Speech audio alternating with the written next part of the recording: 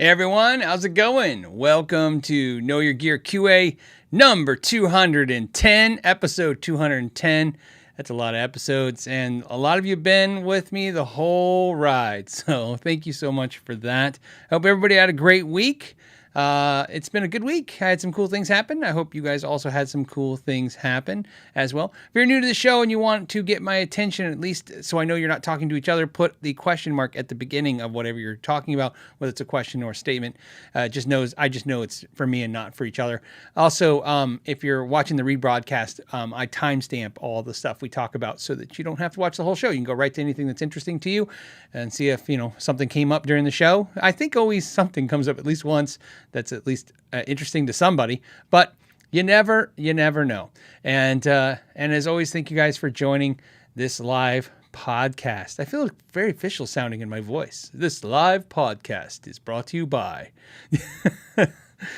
So, as always, it's good to see a lot of familiar names in the chat room. And as always, we also have some people who came early before the show started and put some questions in. And I always like to thank you guys for doing that. You know what I mean? It's a great way to support it, get some excitement going on the live show. And also, I already preloaded some questions, so I have some stuff to talk about. So let's get into those. The first one came from Ben, who said, "Hey Phil, I want to change the pickups on my HS Charvel." So it's just I'm assuming it's straight up what it is. It's a humbucker in the bridge and a single coil in the neck. What do I need to know? What do I need to look for to make sure that they work well together?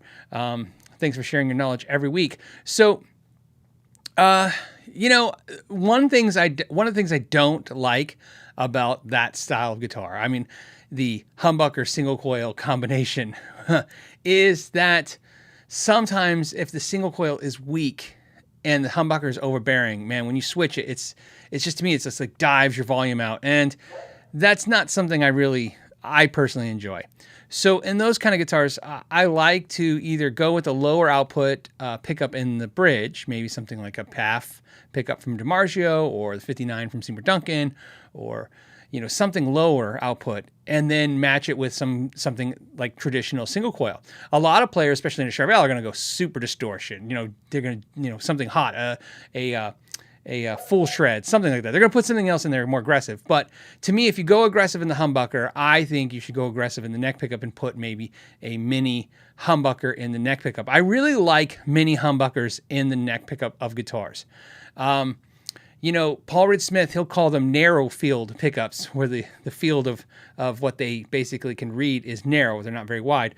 And through experimenting with guitars over the years and pickups, I've learned that, especially in the neck pickup, because most neck pickups, especially humbuckers or single coils, because they're obviously right up against the neck, they're farther away from the bridge. The string has, it's obviously oscillating or moving much more than it is towards the bridge. It's less bright. It's going to be warmer and fuller sounding, and that's why traditionally they use a weaker pickup, or in the neck, because it doesn't have to be as strong as the one that's by the bridge. But I find that sometimes the sweetest tone you can get is like a P90 type pickup in the neck, or a lower output neck pickup, or a mini humbucker. So if I had that guitar, I would probably, me personally, be looking at something like a mini humbucker. And of course, at that point, you could go with Duncan, or you could go with DiMarzio, and put some mini humbucker in the neck, and then match it up with a pickup in the bridge that's comparable. I bet you it will sound fantastic. And then if you want to coil split them, you can. That's an option for you too. So it just depends on if you like if you want more of that stratty tone. Okay, so another thing, really cool about that guitar too, if you do this, one of my favorite wire-ups for those guitars is if you do a mini humbucker in the neck and a humbucker in the bridge, instead of setting up for coil split, you can get your three-way switch, you can get it to a six-way switch, or you can go with a super switch, three-way super switch. And then what I like to do with those guitars is wire it up so in the bridge, down position, you have the humbucker, neck position, you have that mini humbucker, middle position, you have the two pickups are coil split, and now you have like that telly 2 single coil tone, and that's great. Sometimes that's even better than a Strat tone. You get that real spanky, clean kind of chime.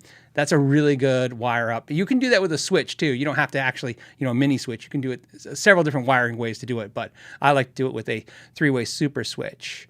And there's all kinds out there. You can get a PC board-based one, or you can get an actual, Switchcraft-made one. But either way, that does the job. Tony's question was, hey, Phil, what about P90 pickups? What about those, Tony? He says 250K, 500K potentiometers or pots. He says, so he wants to know, which one do you use? Well, if you notice, I did the Revolta guitar right there. Look at how good I'm getting at pointing at guitars. For those listening, have no idea what I'm doing, but I'm pointing perfectly at a Revolta guitar right now. I reviewed that guitar the week before last, and of course, took it apart and looked at all the components with you guys. And in that guitar, no questions. I left it. I was gonna take a couple minutes and explain some stuff in that video, and I go, nah, probably no one will care. And guess what? No one cared because no one asked in the video. That guitar comes with 500K pots, and I thought for sure somebody was going to say 500K pots. I thought those were for humbuckers. Well, 500K potentiometers and 250K potentiometers. Yeah, traditionally 250K for single coils, 500K for humbuckers, but that's not a rule. That's not like, it's not like a building code and we're right? We're not electricians at a building code. It's not like, oh man, your guitar is going to catch on fire. Did you put 250K with humbuckers? Oh, that thing's going to burn up, right? You can pretty much do whatever you want. It just changes minutely, by the way, the sound, right? It can change it a very little bit amount. So, me personally, I'm trying to think. If I was to grab a guitar right now and stick 2 P90s from scratch in the guitar, what pots would I grab out of the bin to do that? I'd probably grab 500K pots, to believe it or not. That's probably what I would grab as well. And then if the guitar was too bright, then I would take them out and put the 250Ks in there. That's how I'd do that. But essentially, I don't think so. The reason you have that is there's more resistance in the 250K potentiometers. So it's really great for single coils because they're already bright. You know what I mean? So it softens that harsh high end that could be coming off the pickup. P90s are not bright. They're single coils, but they're so overwrapped, and the type of magnets they use, they're very mid-range. It's a big mid-range, mean single coil, which is why I love it. It's a great pickup. So I would stick 500K in there. That'd be my thing. But like I said, no rules. You could do, Van Halen did it. He's like 500K in the volume pot, 250K in the tone pot, and I don't have to tell anybody why, because it's, I'm sure he did, but he didn't have to. So yeah, you can do whatever you want. No rules. And it depends on how you look at it. This isn't like, again, back to the analogies. It's not like we're working on a car and, you're pulling out the engine to get to the transmission on this. If I put in 2 500K pots and it's bright, it's 15 minutes to switch it back out again. You know what I mean? It's in the grand scheme of things. It's not, it's not an afternoon like, how the crap did we mess this up? And let's get back in our hands in this thing. Guitars, whatever you do, you can pretty much undo and fix within minutes, maybe an hour. Maybe everything takes an hour tops. So, and what's an hour of your time for great tone? That's right. It's nothing. All right. So let's go ahead. I got a couple more of these early birds, and I'll get to some of you guys in the chat right now. The next early bird was, I don't know. There was a couple, but I want to try to grab something that's more interesting than others. This one was, for me, I just want to talk about it because the Panda said, hey, Phil, how are you doing? I'm doing good. Thanks, Panda. How are you doing? Says, did I keep the Fiore guitar? If you guys watched yesterday's video, it was the Fiore, PRS Fiore, Mark Lettieri versus the Silver Sky. No, that was on loan, and it has to go back. I thought it was already going to be back now. I still have it. It's downstairs. I thought by now I'd have the label. I gave them the okay to send me the label, I think, on Wednesday. So I haven't got it yet. But I'll get a label and it will go back. That guitar was on loan, so don't get to keep it. So it was great. The reason on that, and this is probably maybe to the core of even your question, was like, how does that happen? Maybe you guys care about this. I don't know. In my world, I can't speak for other YouTube channels, okay? Everybody's different, or at least some people are different than me, and vice versa. How do I, in one case, keep a guitar, and then in one case, the guitar goes back? How does that all work out? Well, the way I do it, companies can do it however they want, and I kind of roll with that sometimes, but how I do it is when a company reaches out and says, hey, we have this guitar, we'd like to send it to you. Would you be interested in a video? my go-to isn't like, yeah, do I get to keep it? Because a lot of times I don't even know if I want it. You know what I mean? I'm like, I don't want everything. So I'll go, yeah, sure. And then when it gets here, even though sometimes they want it back, if I really love it, then it's a call, you know what I mean? Or an email like, hey, how can we make this stay? Can I buy it? You know what I mean? Can I keep it, for exchange for, obviously if the video did well, something like that, right? Some kind of incentive maybe that do that. But I try not to do that ahead of time. I try not to negotiate like, hey, can I keep it before I even know what it is? A lot of times it's easier when they're going to say, hey, you know that thing you've been talking about for 8 months on your podcast and you seem to be drooling over? Would you like to send one out? And I'm like, yes, can I keep it? You know what I mean? Because now you're more excited because you already know you might want it. But the majority of the guitars that are left behind for me are because the companies are just like, yeah, we send them out and they don't want them back. So that's how it works. In this case, obviously, it works also the way you would anticipate it works. Nice guitars go back. Expensive. I shouldn't say nice. It seems so callous. Expensive guitars go back. Cheaper guitars can stay. If I was going to follow a rule, it's why I've learned on the channel that guitars, I love it when somebody says, and I say somebody, I mean a crap ton of people say, whenever somebody talks about guitars made in the United States, they're like, guitars in the United States, who cares? I'm like, well, apparently the companies care because I've dealt with companies now for years. And what I've learned from companies is they will give you $10,000 worth of import product for free without even batting an eye, but they will not give you a $2,000 American-made instrument for the most part. Obviously, there's exceptions to every rule, but that's the weird part.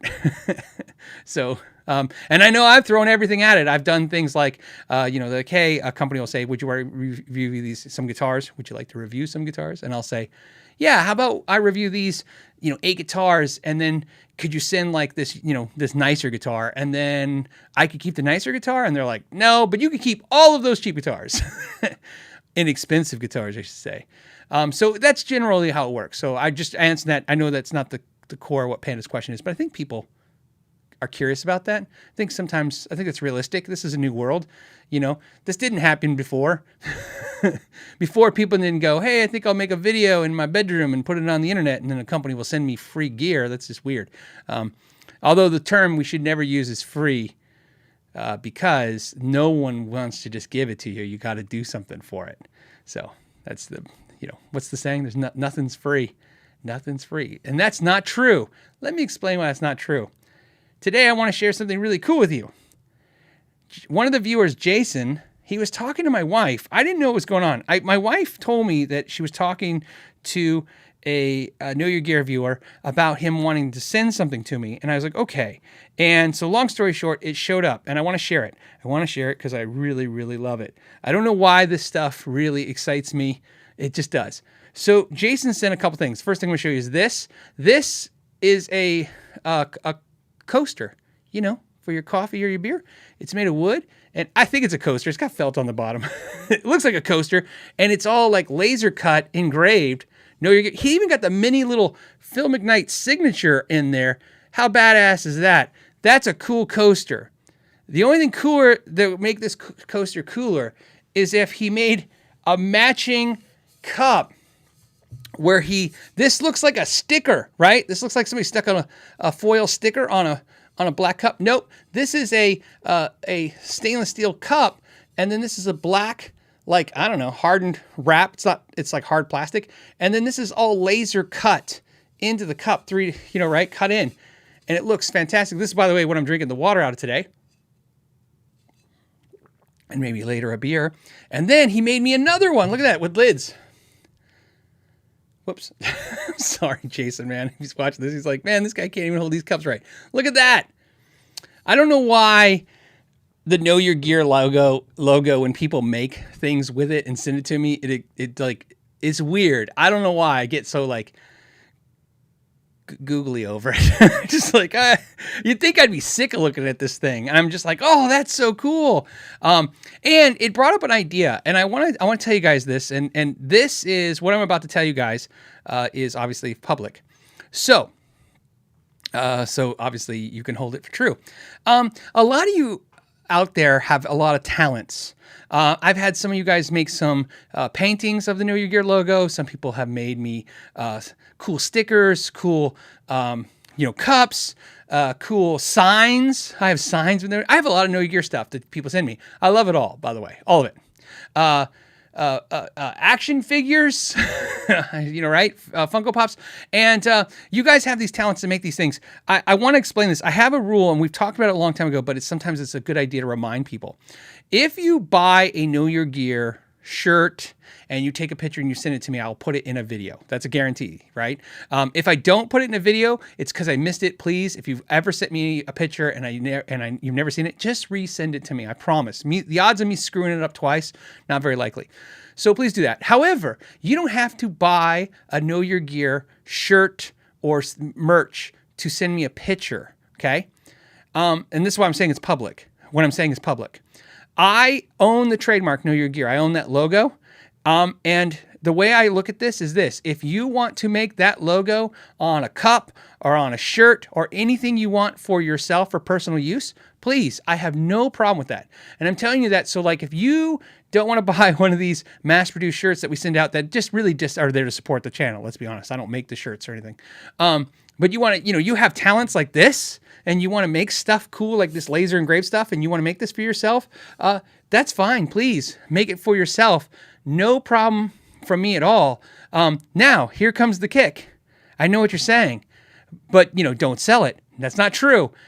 All I ask, it's an honor system. I've actually done this before with 2 other viewers and it was fine. It worked out great. If you make any Know Your Gear merch, because you have a talent to make something cool, whether it's a shirt, a hat, or whatever, and you want to sell it, please send me 25% of the profit. That's it. That's what I ask for, is like a licensing fee. And it's on the honor system. I trust that you'll do it. People have done it in the past. They're like, hey, I made this thing, and I want to sell a few. And if you got that kind of talent, you can send it to me on the live show, and I'll push it. I'll be like, hey, check it out. And then, like I said, same thing. Everybody buys them. I'm going to do the honor system. Trust you to take 25% of the profit. So in other words, if you sell it for $10 and you make $1, send me 25 cents. Please don't actually send me 25 cents. But like I said, that's how I've done it. Like I said, the trademarking of Know Your Gear has been always to protect me. I have sold tens of thousands of Know Your Gear shirts since I've been on YouTube. Like I said, we could fill an arena with the amount of people who bought a Know Your Gear shirt. That's why you see them out in the wild so often. And I trademarked it to protect myself. But I'm not actively trying to stop anybody from basically promoting what I do here. Does this make sense? Please promote for me. I enjoy it. Thank you. And I love this stuff. This stuff is so freaking cool. And it's cool. Thank you. Thank you, Jason. I appreciate this. Plus, it's actually enough water to get through a show now. The only thing is, Jason, I do not want to put this on the coaster. I don't want to ruin this coaster. I think I just want to hang this in my shop on the door or something. It's cool. All right. Sorry about that. Sorry on the tangent. I hope it, and like I said, get inventive with it. Have fun. Do your thing. Like I said, I would love that. I don't know if you know, somebody sent a shirt. It's in a ton of videos. I say somebody, I feel horrible. I don't remember the name, but sometimes it's a lot of people. He took a Know Your Gear shirt and he added to it. He did a thing where he put douche free zone. Because I said that whenever you see somebody with a Know Your Gear shirt, you're likely not to find somebody who's a jerk or a douchebag. And so he took that to heart and he put, I love that. Every time I put that in a video, I love that shirt. So yeah, go take off with it. I would love it. So, all right. Jason's here. He says, you're welcome. Yeah, thank you, buddy. That was really cool of you. Like I said, it was a lot of work, and I appreciate it. And Al John's in the house. He says, we should reconnect next week. Hey, Al John, how's it going? They, yeah, well, text me anytime. You know how it works.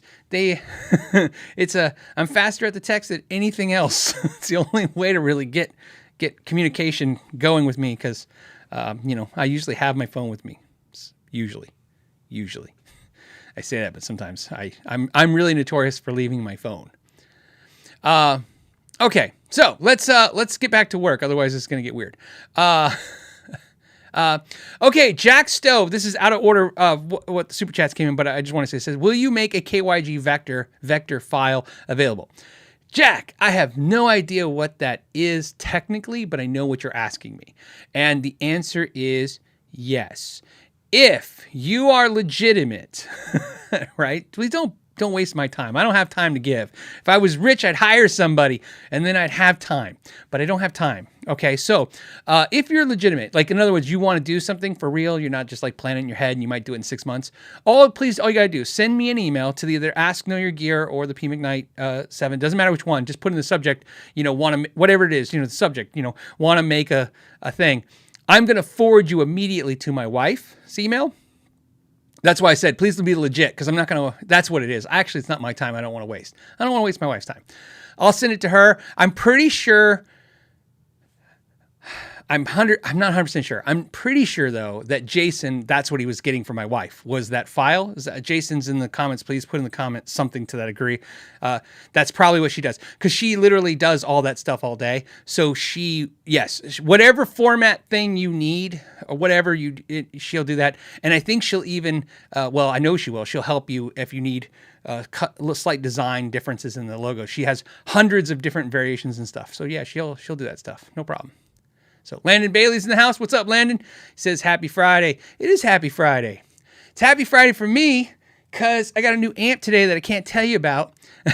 Now, when I say I got a new amp, it's another thing on loan. I don't get to keep it, but it doesn't come out till next week, so I got to see it ahead of time. So I was playing it. That's why I was 2 minutes late to the show. Okay. So obviously I'm not going to tell you about it, but I promise it's not super exciting. It's just cool. So it's not like you guys are going to be going nuts, but I think it's cool. Let's see, what else? Yeah, he said, yep, 100%. So Jason is agreeing with me. That's whatever it is that you're talking about is what my wife gave him, whatever. Yeah, she has all those formatty things and does all that stuff. Okay, we got to get to work. We can't just talk about me and my logos. We got to talk about real stuff, guitar stuff. Let me get to one more pre-question. Let's see if I can find a good one in here. And this one was one I tried to find something that's interesting or something I'm interested in. This one came from Steve. Steve says, hey, Phil, I have a 1998 Strat Plus, an amazing guitar, by the way. Okay. Strat Plus is one of my favorite Strats. So anyways, he says he's got one with gold lace pickups in it. He says, I love it. Why doesn't Fender bring them back?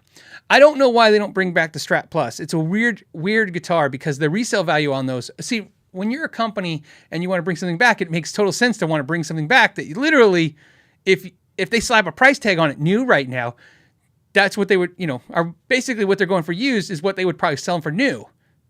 So that's great, right? I mean, it's pretty easy. It's not like they're going to put them out new but people can find them cheaper online. They put them out new and they'll be either less or the same price as the used ones. But what I think I understand is originally when when Don Lace and Lace got together with Fender, that was a exclusive deal. That's why they originally said Fender Lace on them, because there was some kind of exclusive deal with that.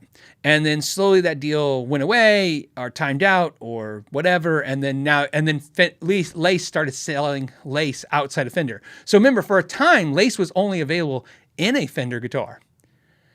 I don't know the story. I would love to go. Maybe that's one of those videos. Maybe I'll go kind of pursue now because maybe it's something worth talking about. I don't know if Lace messed it up and started selling them on the back end, or Fender just got started shoving something else in their guitars or whatever. But what I've noticed is that you've never seen Lace in any Fender guitars since. Not that I have. Any other Fender guitars. They were in some basses. They were in all these guitars in the early 90s, late 80s, early 90s, and then one day it's like, it just shut off, and then no Fenders ever have Lace ever again. And this is why I tell you this story. This is a true story, of course, but it's interesting because it connects to what you're saying. When I was a Fender custom shop dealer, we had a customer want this crazy custom shop Strat, and one of the things they wanted in Lace pickups. Fender built the guitar, but they made us send them the pickups. They wouldn't do the pickups unless we sent them in. which we thought was strange. Like Fender wouldn't you're like, you can't, like almost like ex-girlfriend, ex-boyfriend, right? You're like, okay, but you got to call her because I don't talk to her. That's kind of how it felt. It did feel that way. And again, I don't want to start a rumor about anything because I don't have anything, but that did feel weird when they were like, yeah, we'll do it, but you got to buy the pickups and send them to us. I'm like, okay, but you can't just call Ace, like, right? We got, okay, fine. So that's what ended up happening. So there you go. So that let me believe something was amiss there, or something maybe happened between the two companies. I just can't imagine Fender would be holding any grudges because Fender's a big corporation with a lot of people that have changed hands over the years. So I can't imagine there's a grudge there, because any of you that still work, any of you that's still working in the large corporate arena know that corporations flip people, and then in 10 years later, people don't even remember what the hell, what a beef or problem was about with another company. Let's see.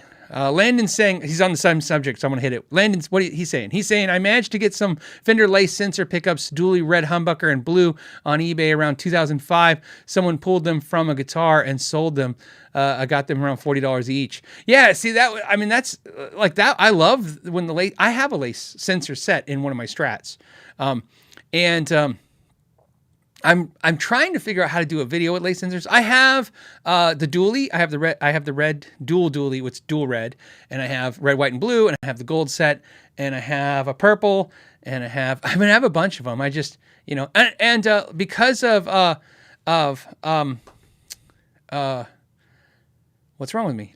Because of a Ballant, I want to say his name. He's a viewer. I was going to say a viewer, but I actually want to give him credit. Because of Ballant, he actually sent me like a Fender lace telly set and some other lace pickups. So I've been kind of like concocting how I'm going to do this video, but I want to do a video of all the lace pickups. At first, I was like, what about a comparison of laces, against other pickups? But then I was like, there is almost no videos on the lace telly set pickups. So that'd be cool. Okay. Yeah, Rico USA says you can buy them for $80 to $110 each, and these days. Yes. Okay, let's do that. All right. What else? Oh, more questions, I'm sure. Let me get back to the question. Okay, so what I'm going to do is I think I tackled the pre-show questions. If you were early in the show and I missed it, I apologize, but I try to hit whatever I can find that's topical. So let's go to some questions in the actual chat.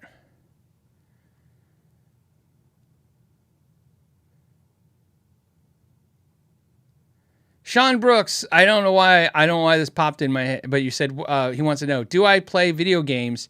If so, what is my game right now? I play one video game. It's Crash Bandicoot. Sometimes Mario Kart, but it's always the Crash Bandicoot. I have no idea how to play video games, but I want to hang out with my kids. So they hacked because I guess they're good kids, man. Well, I guess they are good kids now that I'm saying this, because they tolerate this crap. I convinced them that we should play that game because that's the only game I know how to play. So every once in a while we play Crash Bandicoot, and that's what we do. The whole family, all of us play Crash Bandicoot.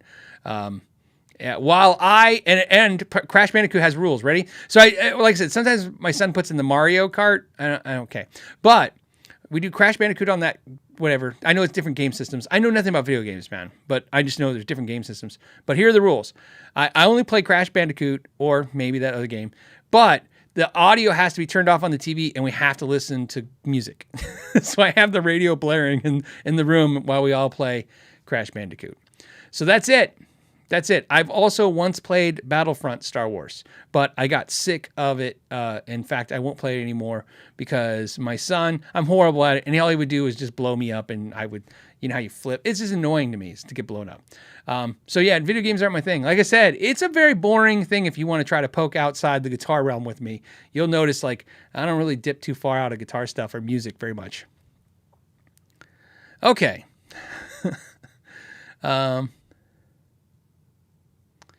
BeastRich85 says, Phil thinks it's still 1994. Is that because of the video game thing? I don't understand. Oh, because those games were big in 94. No, it's actually, so it's not even I like those games.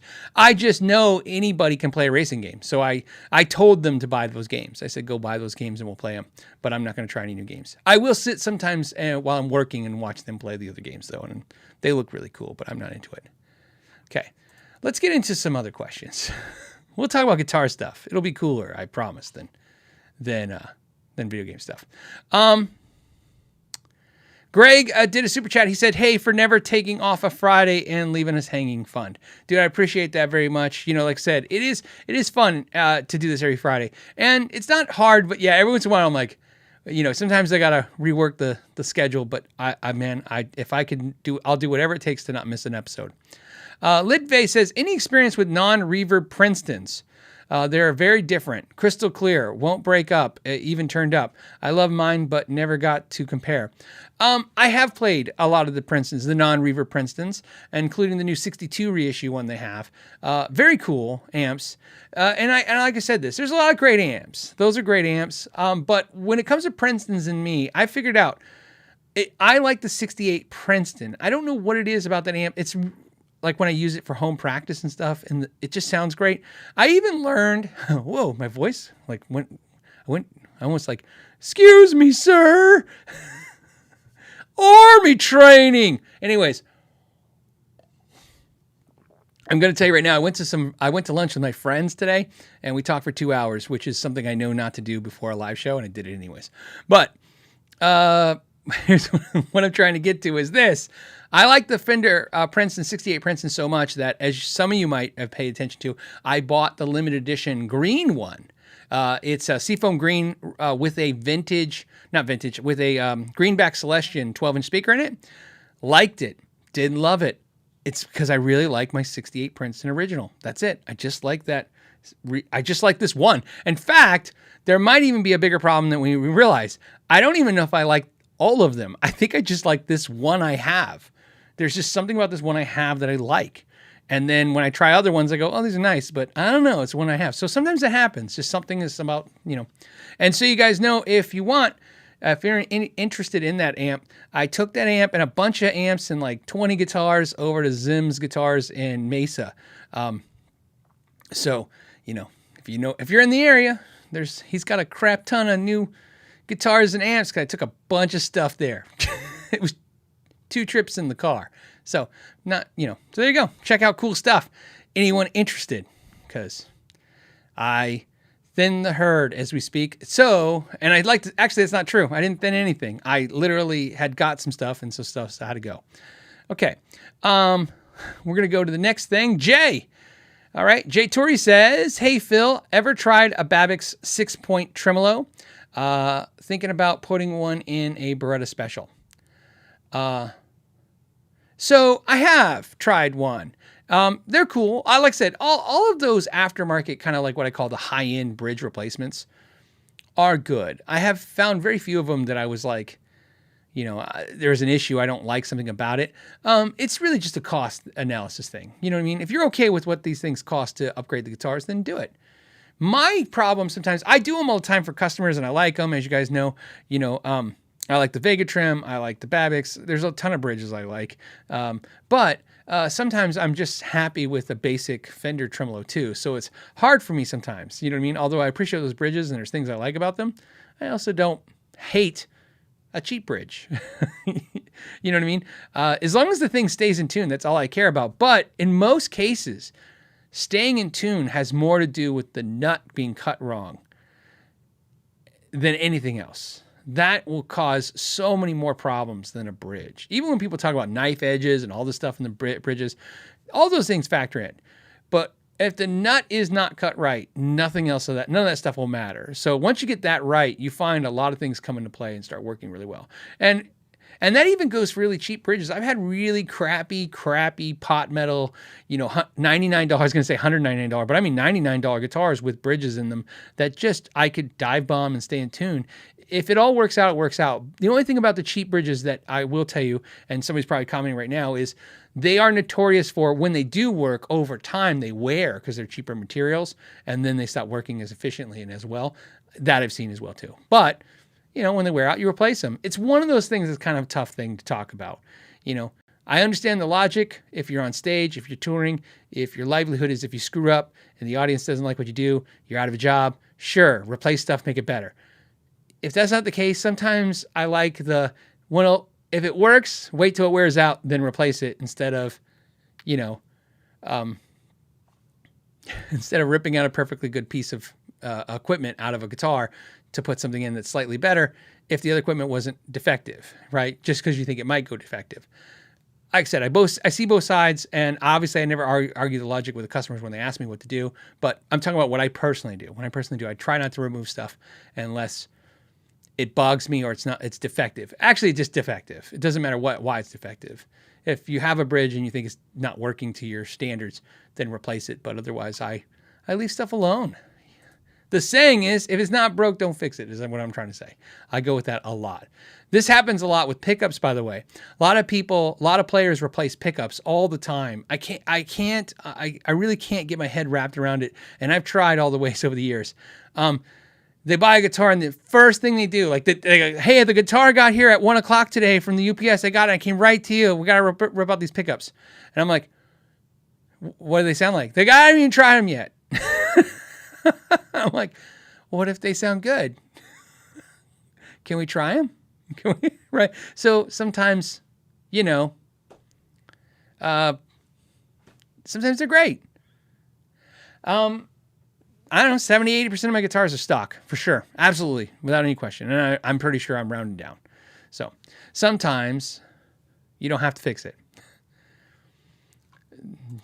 There you go. There's the answer. Sometimes you don't have to fix it. But to answer your question again, Bavix Bridge, great.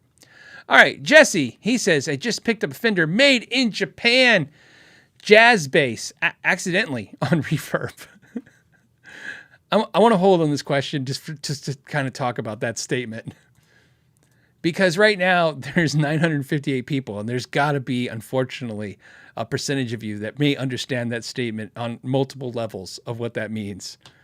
To me, I'm going to give you the first thing I think of. When somebody, if you came to me and said, hey, I bought a guitar last night on Reverb on accident, that means you might have been drinking. If you haven't been drinking, this might be even weirder. But a lot of people tend to drink a little bit and then, you know, lower the inhibitions, and all of a sudden you're like, I think I'm buying a made in Japan jazz bass. I don't play bass. But I'm buying one. No. So I can relate to that statement.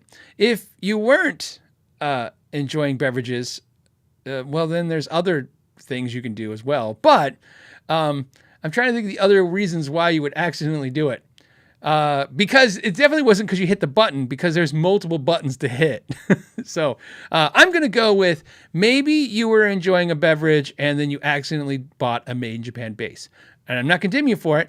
I'm guilty of it. So offered $600 shipped. Yep. By the way, when I've been drinking a little bit, I like to send offers. Any of you, because you guys always, I buy with my real name on Reverb. And you guys will go, I get it like 3 out of 10 times, maybe 4 out of 10 times, I'll get somebody go, hey, is this the Phil McKnight from that channel? Yes. And if I send you, if you get an offer from Phil McKnight at 9:30 at night, I've been drinking. I'm like, you know, I'm a beer in, maybe 2 at that point, enjoying the afternoon, seeing a guitar that I don't need. I'm going, I wonder if they'll take 628. So I hope none of you do that, by the way. I hope you just like right now are laughing like, oh man, that guy's a moron. I'll never do that. I hope that's you. And if you're not and you're like me, well, I'll knock it off one day, I'm sure. Anyways, so he offered $600. They, of course, accepted it, because that's one thing you notice when you've been drinking a little bit and you throw offers on Reverb. Everyone will take them. When you're sober, no one takes your offer, right? The next day, you're like, yeah, I'll put in an offer. No one will take that. Clear-minded? No, they can't take that. Okay, so he says, what's your opinion on Japanese market, made in Japan Fender stuff? So far, I love the feel and the tone. Well, we know it's good stuff. It's highly desired product. It's highly respected product. And I don't think there's a single musician that likes Fender that I've met who isn't a little irritated with the fact that they can't get more made in Japan Fender stuff here in the United States. The thing I don't know if the European, a lot of you guys are from Europe and other places as well. I don't know if a lot of you have the same problem we have in the United States. Fender Japan, which is basically not a different company, but it's ran different. It's a different headquarters than the Fender USA, does not send that product here to the United States. And pre the internet, you couldn't even get it, but now you can find it sometimes and stuff. And I've heard all kinds of stories like you're not allowed to buy it and all kinds of weird stuff, but they're not allowed to sell it to you, but obviously we all get it. Yeah, I love this stuff. There's a few guitars that they do import, like the Richie Katzentelli is made in Japan. It's shipped here to the United States, and you can buy that here in the United States from the Fender USA. Yeah, no, I think it's a good buy, good purchase. $600 for a made in Japan Fender bass sounds legit, especially in this current market. So sounds like a good. Maybe you're both drinking. Maybe wouldn't that be great? Wouldn't that be the perfect timing of it, right? You have a couple drinks, you're feeling good, you throw an offer out, they have a couple drinks, they accept the offer. Neither of you are really putting any real thought into this. But now, somehow legally bonded to the idea. It's nice. It's a different world. So, on a side note, I will tell you this, and I know because I have some viewers out here who listen and watch that are store owners that own music stores, and some work in music stores, and some are at Guitar Centers and Sam Ashes, and all of them are going to relate to what I'm about to tell you. If you work in a music store for more than, 2 weeks, you've definitely had to deny a drunk person from buying a piece of musical equipment. That's a real thing, by the way. People come in your store totally inebriated trying to buy product. Now, I'm sure some people sell it to them, but most, you're like, no, sir, you cannot. First of all, does it scare you to death when person who can't walk tries to pick up expensive instruments and do stuff in your store? Yes. But secondly, when they walk to the counter and then they're so wasted they can't even figure out how to pay you, you're like, yeah, you gotta go. You can't buy this. And by the way, that pisses them off. But you're trying to be ethical. You're like, hey man, I don't know if you should be making this purchase right now. So, all right, so there you go. And for my records, for me, like if you're curious, I probably 90% of the time got them to not buy it, but the other time, if they're belligerent enough, you're like, crap, all right, just get out of here before you do something, hurt yourself or me, and then you go. Mahogany says, isn't this a drinking community with a guitar problem? Both, probably both. It's a little of both. Like I said, drink responsibly is what I'm trying to say. All right, that's my public service announcement. Drink responsibly. Buy guitars responsibly. Drink responsibly. Be responsible. Now we can go on with our madness of stupidity, what we're going to talk about for the next. Okay. I have the next question. What's the next question? Next question is from all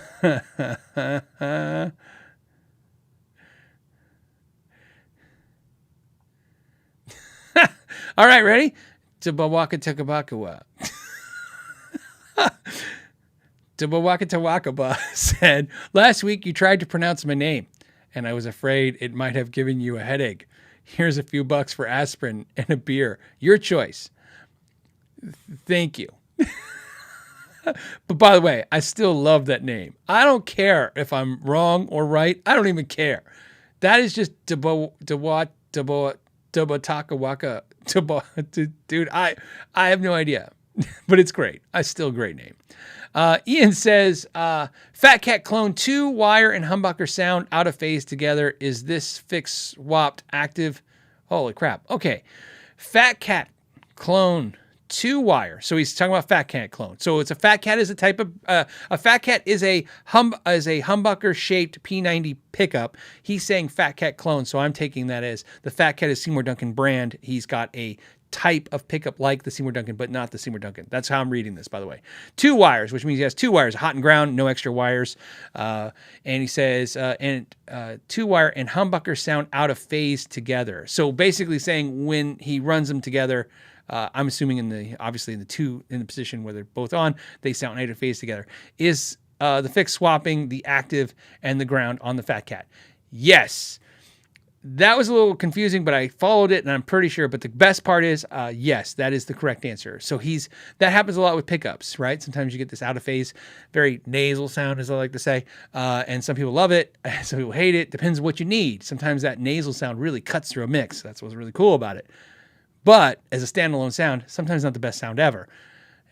So yeah, if you swap the ground and the hot, yes, you will, hopefully fix the problem, but yes, you should be able to fix that problem with that fix. Kevin did a super chat for no reason. I appreciate that, buddy. Bradley has a question. He says, I have a Boss Katana Mark II 50 watt. It's got way too much bass, having a hard time dialing it down. Got any advice? Never had this problem with any other amp.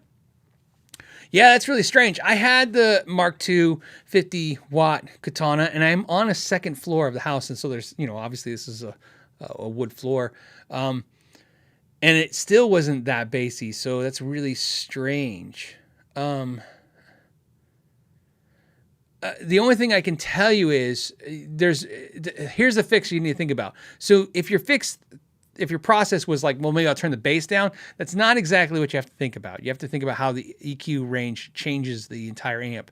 So you might want to not only take the bass, so don't dive the bass to 0. Maybe take the bass down to like 8 o'clock, right? So noon is straight up, maybe 8 o'clock, and then boost the highs and the mids a little past 12. Like in other words, just kind of like you can use the EQ, you know what I mean?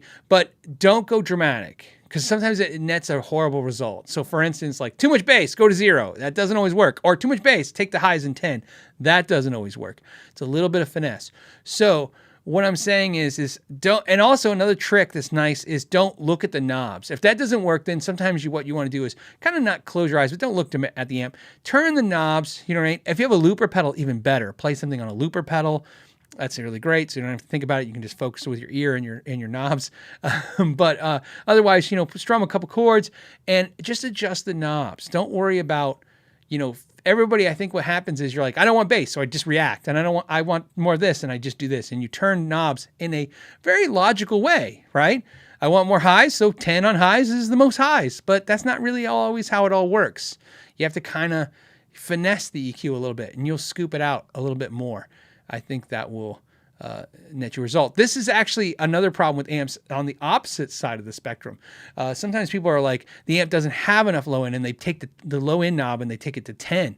And you'll find sometimes in amps, like literally you want to take the low end knob and actually decrease it past halfway, and then sometimes increase those controls, or sometimes, increase the bass and decrease those controls. So again, you have to kind of mess with the EQ on each amp. Every amp's a little different, but use your ear and just adjust to your ear. Listen and adjust. Sometimes the visual aid of looking messes things up because you're looking at it. It's like an EQ, right? You're looking at it and you're going, hey, this is what it looks like, so this is what it should sound like. It doesn't always work that way. Randy Crook says, what does he say? He says, hey, Phil. Everyone says, hey, Phil, which is cool. Hey, Phil. He says, I did receive the Sterling Axis out of the box. It is awesome. So he's talking about the Sterling Axis that I just released in reviews, just as you described in your demo. Thanks for review. Thank you, Randy. I really appreciate not only the super chat, but it was really cool of you to super chat to tell us that, because if you guys saw that video, that was sent to me by Sterling, and that guitar looked like they dialed that sucker in. And that's something that happens, Some companies send me guitars and they're factory defects. Some companies send guitars that are loaners that have been reviewed by 20 other people. And some guitars come to me and they came from another YouTube channel or Guitar World, and and who knows what they did to it before it got here. But on all those situations, there's also others where sometimes, like an Axis, the Sterling, the guitar shows up, you open it out of the box, and you're like, man, this thing is amazing. They might have professionally set it up. And you know, and that's what I got. So in the videos, I say what I think. I say like, oh, I think they set this up. It sucks for me. It does. I'm not even going to go like, I'm not even trying to sugarcoat this. Every time I say, oh, the company, it looks like this guitar was set up really nice. I think the company set up. Every time I get like crucified in the comments, they're like, oh, well, like I did something. I'm like, I'm just telling you what happened. But in that case, and I always say it like I did in that video, if you buy one, let me know in the comments. Let me know if your experience was like this experience, because it helps me. It helps me understand, you know, I don't want to be going like, hey man, this is great if you're a YouTuber, and then the rest of everyone else that can't put it on a video and get some views on it, you're going to get crap. That's not a great feeling to go to bed with every night. So you want to know that what I'm seeing is what you're seeing and it's consistent. By the way, something else to mention is, I don't know if other channels do this, but I highly recommend if you're a smaller channel, well, just a channel. If you're a channel doing reviews, I started doing this a while back and I really enjoy it now. Whenever I review anything, the first thing I do before I actually film the review is I go on Sweetwater or Guitar Center or Reverb and I start reading actual reviews from actual buyers. And I found that at first I was a little nervous about that, going, well, do I want to be colored with all this information? Wouldn't this change the way I feel? And I decided, no. You know what it is?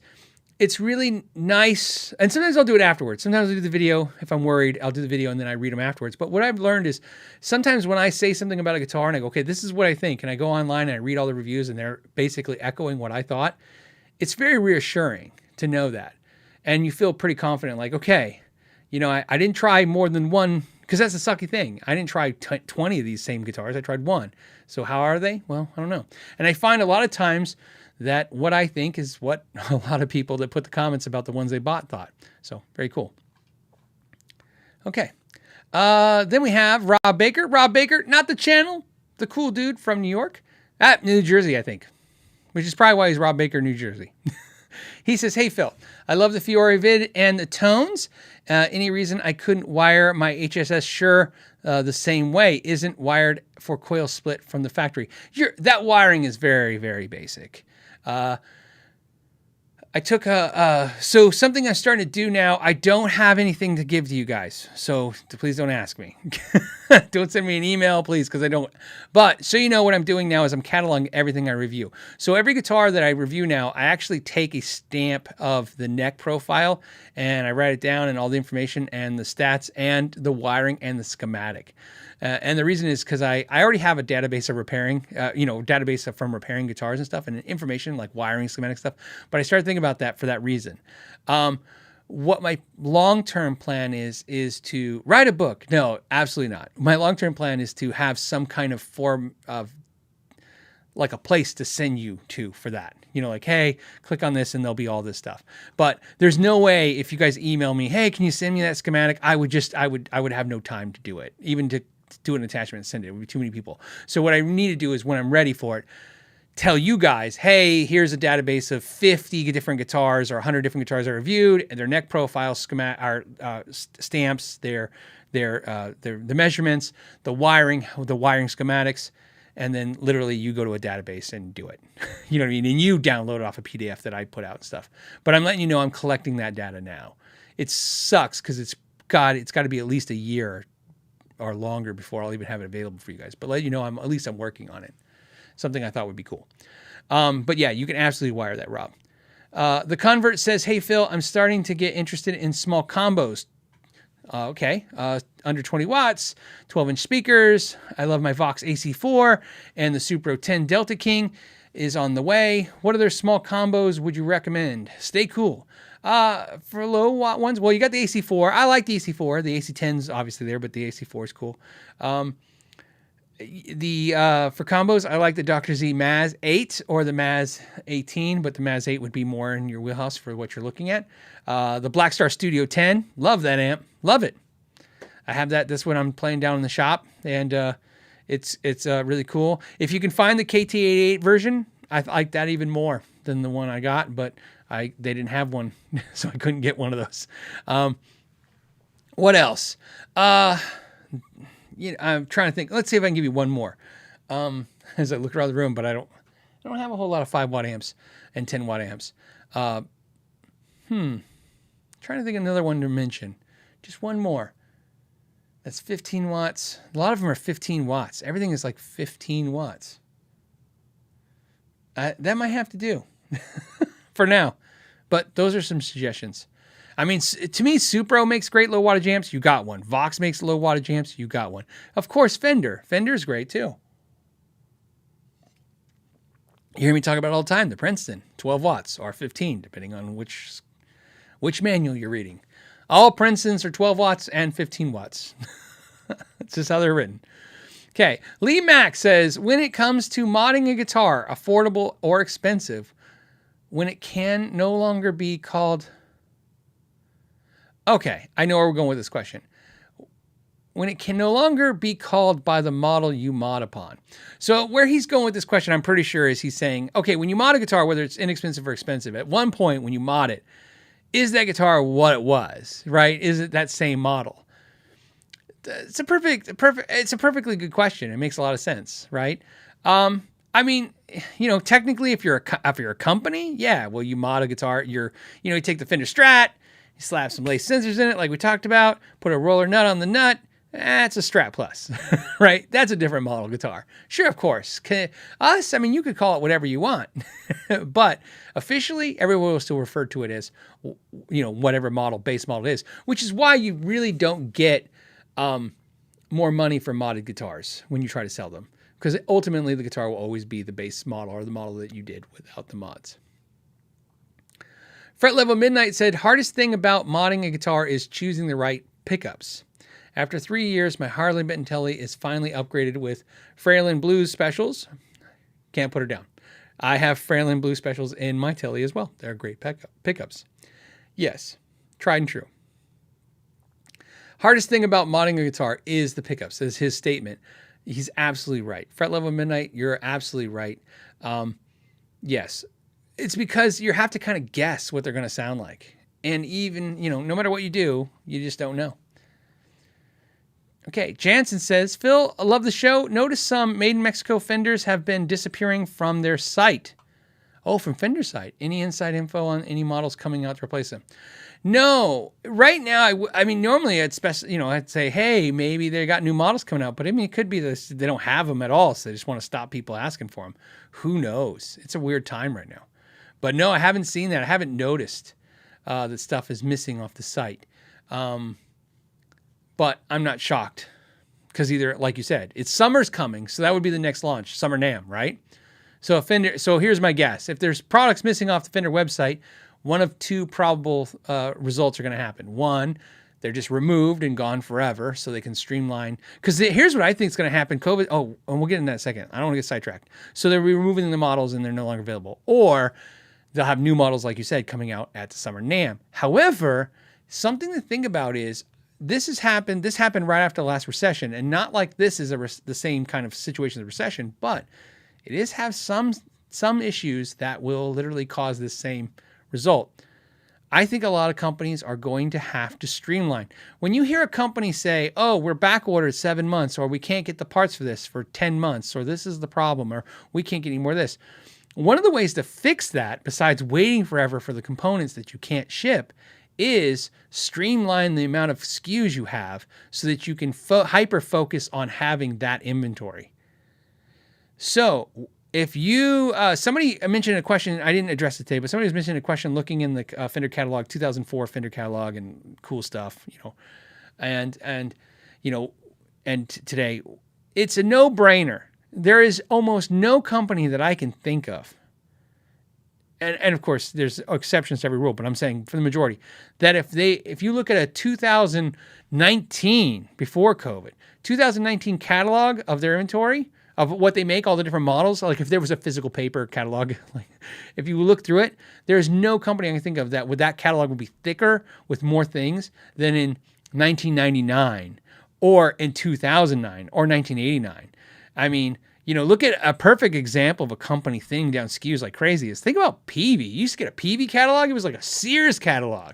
There was like the drum sets, right? Like, sometimes when you're not kids, I'm not talking about little kids, like trying to explain to little kids, try to explain to a 35-year-old what PV was just 20 years ago is crazy to explain. Like, yeah, well, PV had drum sets. They had, like 20 pages of drum sets, 20 pages of PA systems, 20, recording gear, accessories out the ass, a huge bass footprint.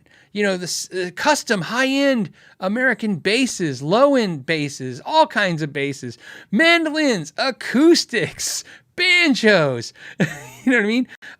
Guitar amps, guitars, you know what I mean? It was this huge catalog. Now it's like 8 things. It's like the mini 5150 head and the 5150 head and then the classic stuff and then like 4 guitars and 3 are out of stock. And that's the extreme of that problem. But imagine that problem with every company. And so that's not a bad thing, but you have to think about things like this as a guitar, collector or a player or somebody who's interested in something. You have to think about the fact Carvin. People are like, yeah, look at the Carvin catalog. You know what? Tactical 6-string, you just made me feel like an ass because you're right. The best example has to be Carvin over PV. Like I just went to PV because that was so obvious, but man, I apologize to PV because no one beats Carvin's catalog transformation. It's like 3 pedals and a speaker cabinet. Right? Like it went from PAs to acoustics to, so you get the idea. We don't have to go down the whole speech. But my point is, that's the extreme of that. Now just put it into something more practical, right? Does Fender need 20 different models? Well, no, especially if they're having trouble getting components, right? Resources. It's resources. And so imagine this. A lot of companies are probably thinking right now, and I'm speculating, I don't know. They're probably thinking like, this is a temporary problem, so we push through as far as we can. But it's as this problem feels more like a long-term problem for certain problems, right? Like resources, you may see companies going, oh yeah, well next year we only have 8 guitars. You know what I mean? 8 different models and 3 different colors or whatever. So this has happened before where if you're thinking about that guitar that's a little obscure from from a brand, you may want to seriously consider maybe looking at buying it because next year it might go, because that's how it works. It's going to work exactly how it always works. Top selling stuff still gets made. Low selling stuff gets cut off the list. Even if it was cool, it's just gone. Somebody just mentioned PV drum sets are great. Hell, man, PV. Remember this? In the PV catalog, just the pages for all the speakers. Not even. I don't mean so we're clear. I don't mean speaker cabinets or amplifiers. I'm talking about just speakers. It's crazy. So okay, and then I want to. Yeah. So we'll go back to. Ben Coombs went from a book to a page. Yes. Yeah, it's literally, you're right. It went from a Sears catalog to a flyer. Here's our flyer. You want to see all the stuff we make? Yeah, here's our flyer. Okay. All right, that's enough poking at them. So we have Grumpy Mike Guitar. Grumpy Mike Guitar, congratulations for 1,000 subscribers. It's funny. It's funny because it's such a huge milestone, and I'm telling you that I'm congratulating you so wholeheartily because of the fact that people just do not understand how hard 1,000 subscribers are on this platform. That is a miracle. That's the first miracle. Then to get to 10,000 is the next crazy number, but 1,000 is a legitimate number. And I always tell people this: the first time when I hit 1,000, when I hit the first 1,000, the thing I remember was like it hits you. And it might actually be honest, I think it hit me at 300. I always tell the story as 300, but 1,000 is even more epic than 300. So that's actually just to be, consistent with the story I've already told, because is the feeling I had in YouTube. The first crazy feeling I had was 300 subscribers, because I remember thinking like, I don't know 300 people. So I was like, how does 300 people watch what I say when I don't even know 300 people? 1,000 is the same kind of feeling. Like you don't know 1,000 people, but now 1,000 people are following you. So congratulations, man. Good for you. Now he says, for the tone jar and why not, I'm holding out for KYG auto seat covers.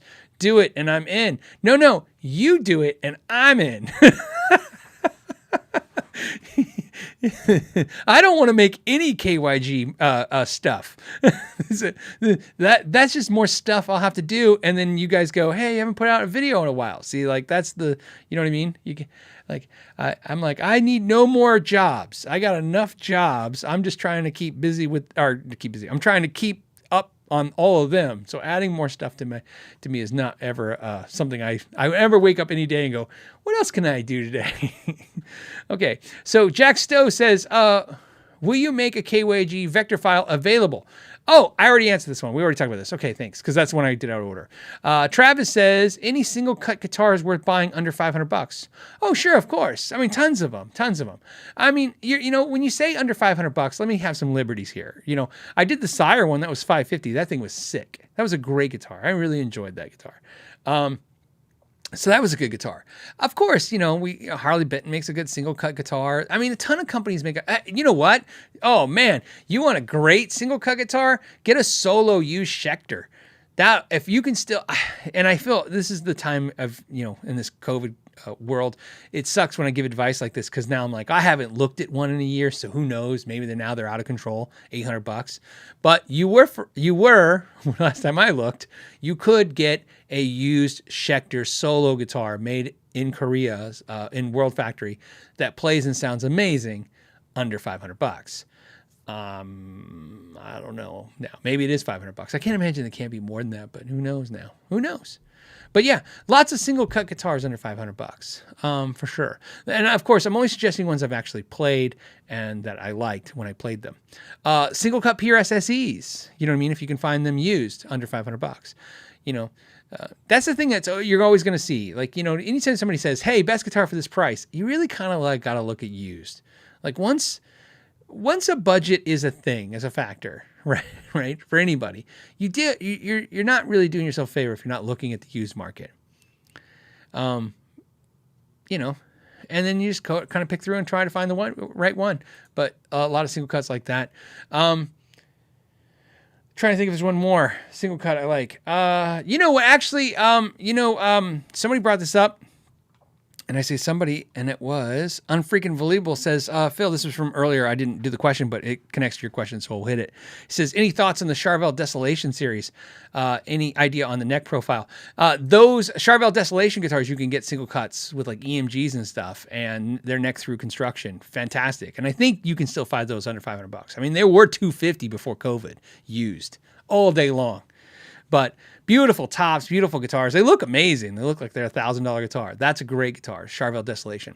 To answer your question, to answer Unfreaking Believable's neck profile, very small necks, very, very tiny. So a little narrow, very small. If you like small necks, they were definitely small necks. They felt great. Great guitars. For the price, they're almost stupid. They were just, when we sold them new, we sold, like everybody, when they came out, every dealer was just selling piles of them. They were just impulse buys. Like people would just come in your store to get strings and be like, what's that? And I'm like, oh, it's the new Charvel Desolation. It's got EMGs and a neck through body and a 5A veneer flame maple top, but in aqua blue or red, and abalone binding on the body and the headstock, locking key tuners. And then they're like, whoa, how much is that? And you're like, $499. And literally, I'm not making this up. People go, oh, okay, I'll take one of those and 2 packs of Ernie Ball strings now. And that happened all the time because they were so cheap at the time. But like anything, like everything, they got oversaturated, too many guitars. And it was exciting when you were the first person to see it for that price, because you're like, man, how did they do it for that price? But once you saw 50 of them, you're just like, I know, they're cheap. I got it. But it still didn't make them not good. They were still great. That's the problem, so you know, and don't fall victim to this if you can help it. That's the problem with inexpensive guitars and brands. When they come out, they're sexy, right? It is. It's like, wow, that's a lot of guitar for $250. And you love it because you feel emotionally like you found something. You discovered something. Like, I found the fountain of youth, and now I'm young forever. This is great. But you're like, I can't believe I found this. How doesn't everyone not know about this and buying it? And even though it's an inexpensive guitar, there's this pride in it. You like feel good. Like somebody's like, I got a Murphy Les Paul, and you're like, yeah, I got a Desolation. You've seen one of these, $400, and it's got, you know, and you're just proud of it. And then the curse of that is, as everyone's played one and everyone's seen one, it loses that cool factor of being something no one knows about, this the thing that everyone knows about, and it's passé. And we all fall victim of that. And every time, this is what happens, and this is why I'm saying don't fall victim of it. Every time you get a little like, yeah, I know everybody has a Distillation and they had it. And then you sell yours. And then used, they go for more than they were new, because people go, oh, remember those? They're really good. They were good guitars, and smart people bought them that knew. That's why. So, So there you go. You know what? Fret Level Midnight also said Donner is making some good budget beginner Strat style guitars currently. I did the Donner single cut guitar. That was pretty decent. It was a pretty decent guitar for $150. I liked it. It was good. So, okay. Next one comes from D. Sharon. I think Sharon says, hey, how is the wait on tech work? Currently right now, I have 11 people pissed at me. That's how I don't think they are pissed at me. Everyone's really kind of nice to me, I think. But that's, yeah. So that's how that's kind of how I rate my work log is who's been waiting too long. Right now, it's currently 11 people. Yes. The problem of the triple world. I remember I have 3 businesses, which is nuts. 3 things I do in a week, which they are all businesses, but you get the idea. Repair, and then, this YouTube gig, and then the third thing that I'm a hairdresser. I don't know if people know that, but anyways, the problem is that sometimes I have a work-life balance that makes a lot of sense for me. And then sometimes, like what happened to me a week or two ago, 3 weeks ago, I had an opportunity on YouTube to do something, but it was a time-sensitive issue. So I had to make this content now if I wanted to be able to make it. So I allocated a bunch of time to that, and it puts me behind on repairs. So then I start focusing on repairs, and then you guys don't see content. So it's a balance. But yeah, to answer your question, it's been hectic. What happened was after the summer of last year of COVID, I got slammed So basically, what sucked was, and it's a blessing curse kind of thing. I went 3 months last year without doing any repairs because of COVID. And while I was freaking out about that because I wasn't making any money for 3 months, what ended up happening was when I started doing back repair and letting all my customers know, not only did I go back to normal, actually normal plus 20% more work, all of the work I didn't do that time, it was all brought to me as a backlog. So I've been pretty much nailed all this time and trying to figure this out. My plan is to get caught up, but also to figure out how to stop working. I'm doing 6.5 days a week right now. I take off half day Saturday. I quit every day. Every Saturday around noon or 1, I stop working. And that's my day off, is that afternoon. But I'm trying to go back to not working Sundays. Distributing piece music. The piece music. Why am I having trouble with your sign on? It sounds fine. Distributing the piece music. Cheers, Phil. Great show as always. Thank you. And you know what? Distributing the piece music. Okay, Joseph says, how can I get that mug? I don't know. Jason, how I don't know if Jason even makes these mugs like in a capacity of like, selling you one. But Joseph, I will tell you this though. If he does do something like this, I will let you guys know, like I said. And Casey says, hey, Phil, thanks for all you do. Have you ever tried the Green Day MXR Dookie drive? Love to know your thoughts on it if you like Green Day. Love Green Day. Remember, my favorite, I hate to say favorite. Saying your favorite music it seems unfair to all the music I love. But I am a huge, what I call pop punk fan. Huge. I don't know. That's what I've always called it. I love it. Bowling for Soup, SR-71, right? Green Day, Simple Plan. Like, I love all that stuff. Offspring, you know what I mean? I call it sometimes, you know what? I also call it nerd rock, like Weezer. I love that stuff. I love when that music started hitting the scene, I just fell in love with this, anti-rock star vibe. Right? And there was no cool factor to it at all. It was just all a bunch of nerds. I loved it. It was great. Probably because I'm a nerd, and so it appealed to me. Like, oh, these are dudes that are not cool, but now they're cool. What the hell, right? And so I love it. So I absolutely love Green Day. Absolutely. The Dookie Drive, I tried it. I liked it. I didn't end up buying one for no particular reason. You know, it wasn't like oh, I don't like that. It was just like, you know, there was nothing about it that I didn't already have. For me, like a lot of players that have a collection of pedals now, you have to play something that you don't have. Like literally go, oh yeah, I don't have anything that sounds like this. So that's where it gets a little tricky. You know what I mean? There was a time, I think it's timing of that too. If the MXR Dookie Drive came out when I was buying every pedal, like everybody else was like, oh, okay, if you make a pedal, I'm going to try it. We were all doing that. Some of us still doing it. If you're in that phase, good for you. And if you stay in that phase, good for you. But I was in that phase for a long time. Like if you made a pedal, I was going to definitely try it. Now I try a pedal, but I'm definitely not keeping it unless it's significantly different than something I already kind of have. So there you go. Adrian says, hey, Phil, for the tone jar, there's a tone jar and I have it. Says, do you have any preference between stop tail and tremolo PRS guitars? Any notable differences between the two? Rock on. You know, I don't think of myself as having a preference, but obviously I do. So behind me right now, PRS Mira, hardtail. The one Nathan made me, hardtail. The S2 semi-hollow right there, hardtail. My custom 22, hardtail.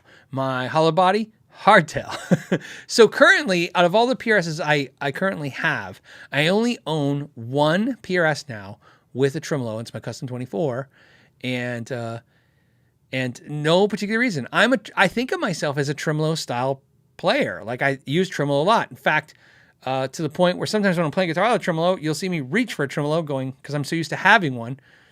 But for some reason, I just don't have them on my PRSs. And it wasn't a conscious thing is what I'm trying to get at. I wouldn't like literally go, oh, thank God. You know, a semi-hollow PRS without a tremolo. Like I didn't actively seek that out. I just played the guitar, liked it, and happened to have a hardtail. Played the guitar, liked it, happened to have a hardtail. So that's the way I look at it that way. I don't really have a preference on that for no reason. And there's no preference for me hardtail versus tremolo. Like for instance, when people ask me like if you can only keep one guitar, notice that a lot of times I'm mentioning guitars that have tremolos. Like there's no like, oh, I definitely wouldn't have a tremolo if I can only have one guitar. I don't really care. To me, they all work the same. Yeah, once they're set up right, they don't go out of tune anyways. Michael says, what limits are there on potentiometers maintaining bedroom level? Okay, I got to go with this. Says, got a Marshall SCH 20, so that's the 20-watt Marshall amp, okay, on order, and I want to keep the orange PPC2. Okay, so I'm assuming... Remember, you're just throwing numbers at me. So it's the orange PPC 212V. So I'm assuming that's the 212 cabinet with vintage 30s in it, which is a great cabinet, by the way. Fantastic cabinet. I don't know that's the name of that cabinet. I just know it's the orange 212, and I know it has vintage 30s. So I'm assuming that's a cabinet. So you're going to basically stick this Marshall on that orange 212 cabinet. So I don't understand the question. What are the limits? What limits are there on potentiometers maintaining bedroom volume? I don't know. I don't understand that part of the question. Here's what I will tell you on that amp is definitely if you want a Marshall in your life and you're not trying to think how to put this. Basically buy a where's it at? I don't have it.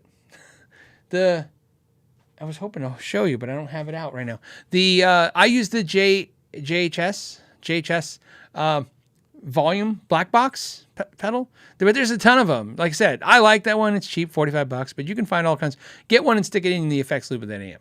You're going to have to do something like that. The amps are loud. Whenever anyone says, hey, I'm trying to have a Marshall, I'm trying to get it quiet, you're either going to have to put an attenuator on it or put something in the effects loop of it. You're going to have to do that in most cases. So that's what I would imagine for being quiet. By the way, the great thing about that cabinet is that cabinet creates so much low end and fullness.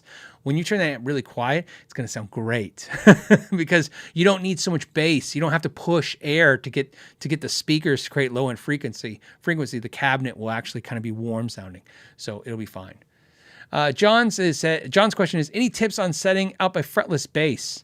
How do you set neck relief and action height since there are no frets to base the measurements off of? Thanks for all you do. Sure. I mean, it's tough. It's tough to explain in a live podcast video. But essentially, you're going to do the same things, right? You're going to press down on the first, what would be the first fret. And you're going to then press down what would be the last fret. And you're going to sight it to see how much of play you have between the neck and the string, right? And you're going to do the same. You're basically, imagine this. The fretboard is the frets. So just treat the fretboard like frets by doing the same process. You wouldn't change the process. So you're going to make sure that the neck is as straight as it can be, but still having that proper amount of relief in that string by pressing the first fret and holding down the last fret and then kind of tapping it. If you want to do that, you can use a straight edge the same way you use a straight edge. You just don't have to use a notched one because there's no frets. All right. You can do it that way as well. And then what's great about a fretless bass is once you set that action on the neck, then of course you make the adjustments on a bridge, just like how you normally do. Now you're going to set the intonation once the action's been set. So that's how it's going to work. It's not going to be much different. And that's it. And then intonation, same thing works. You don't need the frets to set intonation because intonation is set by the distance anyways. So you're just going to basically tune it up and then pluck the harmonics on the 12th fret. Of course, you gotta hit that. If you don't have, sometimes you have sidelines on the fretboard. Sometimes you have lines across the fretboard for visual aids. If you don't have that, you definitely want to use some kind of tuner to make sure you're hitting it. So you want to definitely pluck where you think you are, harmonic on that and hit it, but and then hit, make sure the tuner's saying, yes, that is an E, that is an A, that's a D, that's a G. That's it. I found in the past the fretless is always a little easier to set up because it's really a simple world. You're just trying to set the action and you want a little bit of growl. So you want the fretboard to growl a little bit of that, wow sound for the most part. It depends, right? If you like Michael Mannering, I mean, for bass playing like that and stuff, that's fantastic, right? Obviously Jocko. So yeah, but it's straightforward. You don't have to really kind of hit it much differently than you normally would any other bass when you're setting it up. Jeff says, hey Phil, I got the new guitar HSS Floyd Rose, etc. Okay. Got a new guitar. It's an HSS Floyd Rose. Okay. So he's basically saying it's a guitar, pickups. This is all over the place. Guitar, not pickups. Okay. Going to put EMG 81 TX coil split, more like passive. What to pair in the... I'm having trouble following the question, buddy. I think where you're going. He's saying he got a new humbucker single Floyd Rose. Or Floyd. And it says, like guitar, not pickups. Going to put EMG 81 TRX coil tap, more like passive. What to pair in the single coil? To pair single coil EMG. So he's basically asking what to pair it with. I don't know. You know what I mean? It's just tough. It's too vague of a spectrum for me to kind of give you a clear. Everything I'd be doing, I would just be poking at. I don't want to just poke like throw a dart and hit the wall. So I apologize for that. Telly Driver, great name, did a super chat to say hi. And Steven says, I got an Epiphone Les Paul from Guitar Center. The only way I can get neck relief is by turning the truss rod the opposite way. Okay, loosening. I assume two-way truss rod. Is that okay? All right, let's be clear because we're talking about your truss rod. The only way I can get relief is by turning the truss rod the opposite way. If you have a dual action truss rod, which you should, that is okay. I literally just did a setup on an acoustic this morning and had the same exact problem. So let's dive into that for a second because that could be fun. So what he's having the problem with, so you guys know, is, when you have a truss rod, you tighten it up, right? And the neck kind of, tighten it, it's going to go straight, okay? And then, of course, pitch back a little bit, okay, if you keep going. But let's say go straight. So tighten the truss rod, neck goes straight. Perfect, right? But now you need a little relief. So you loosen the truss rod, and it's loose, you get relief. Strings pull on the neck, and it goes forward. What he's having the problem is that it's not going forward. So the truss rod's loose, right? No tension on the truss rod. Neck's bone straight, no relief. I'm assuming this is where you're at. Makes perfect sense. Now he's turning the truss rod, and now it's the neck's getting relief because now he's turning the truss rod the other way, and the truss rod's flexing and pushing the other way. It's actually forcing the guitar to have relief. That's exactly what I had to do this morning to an acoustic. That had same thing for a setup. Is I went loosened the truss rod and tuned up the guitar, and it literally just was still buzzing, and the action was just too low. We need a little relief in the neck, and so by action truss rod, you just turn it the other way, and it forces the neck the other way, and you're good. And first time you do that, I think it is a little nerving. It feels a little strange. It's totally normal. It's what it's designed to do. So it is good, is the best way to put that. Okay, what else are we doing? I need to see what you guys are talking about.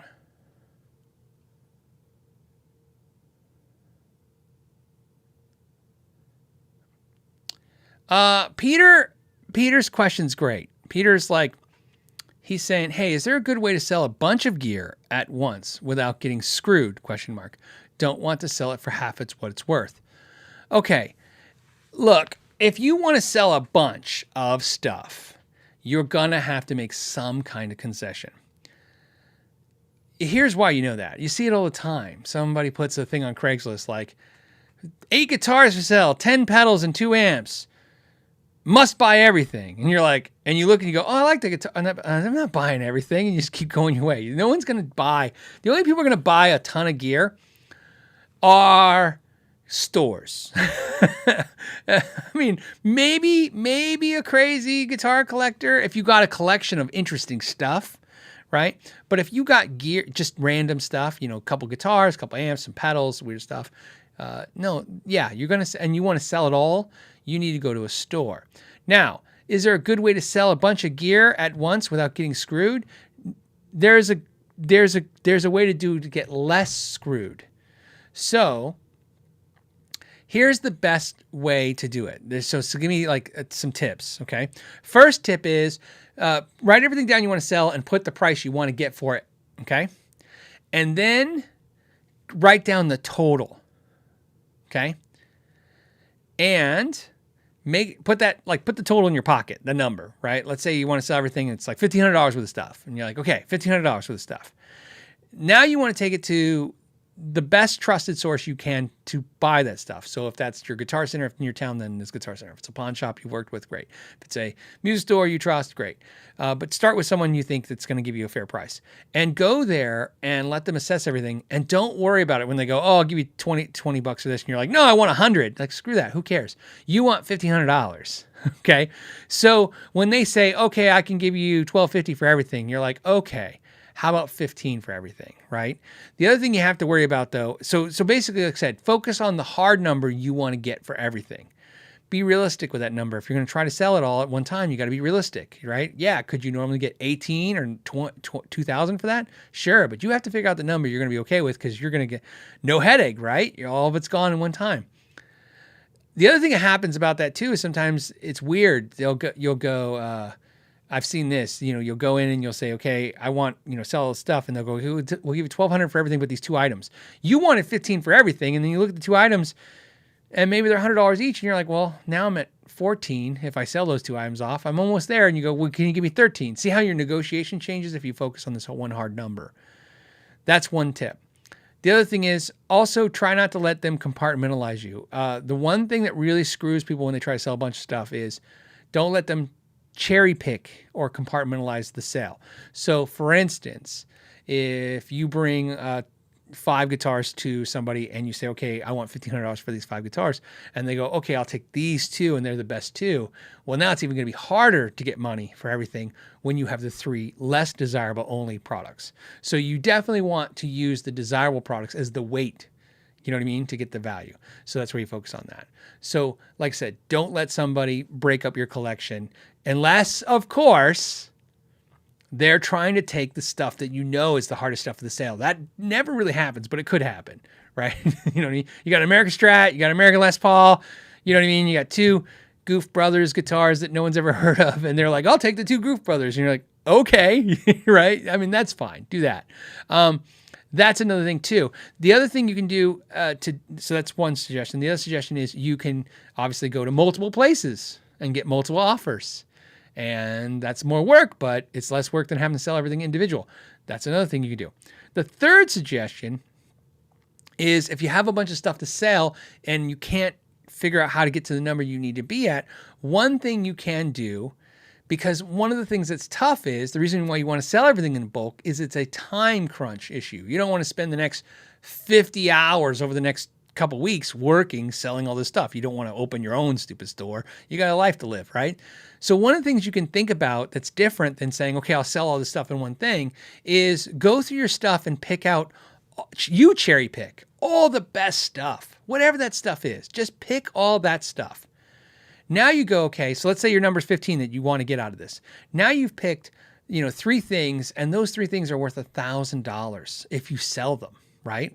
Which is tough because you're going to sell them one by one, but you're only selling 3 now, not like 20 things. Now you take the rest of that stuff. You try to get somebody to give you $500 for that. And then that's all gone. And now with all that clutter and all that time taken away from you, you can focus on getting the right amount on those couple items that have the value. Those are some of the ways you can compartmentalize or cherry pick or, cross sale, all the words I can come up with and say, all the ways you understand what I'm saying, which is, that's what I would suggest. But you definitely have to come to some decision that there is going to be some kind of,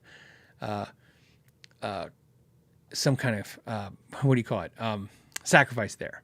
Tampa Blue says, make sure the store you sell is solvent. Well, either way, they're going to pay you, right? Guitar Center will write you a check. Most stores are going to give you cash. You're going to have to bring a lot of crap to not get cash. So I don't know. Again, you didn't tell me how big your collection is. Like if your collection was $20,000, you're not getting cash. So, and the only thing I can tell you is this, and either way, what I would tell you is then just go cash the check as fast as possible. You can also call and verify a check. Robot Master Switch says, I hate shipping and dealing with people, so I just trade gear for other gear. That brings us to the other thing, which is you can always just trade that stuff off, and not in the way like, okay, I got 8 guitars and 2 amps and 6 pedals, and I go trade that for a bunch of other guitars and amps and pedals. You can then try to trade that, losing my voice again, try to trade that for one item that has enough value, or a couple items that has enough value that makes that easier to sell those online. Right? So hey, I'll trade you these 8 Harley Bentons for that, one, a Gibson Les Paul to a store. And now you walk out with that Les Paul, and now you can sell that one Les Paul online and you'll get top dollar for that. And then when you factor it all in, you're where you need to be. There are situations like that make sense too. So yeah, like I said, you just got to be open-minded, but you have, there you go. So there you go. Okay. What's next?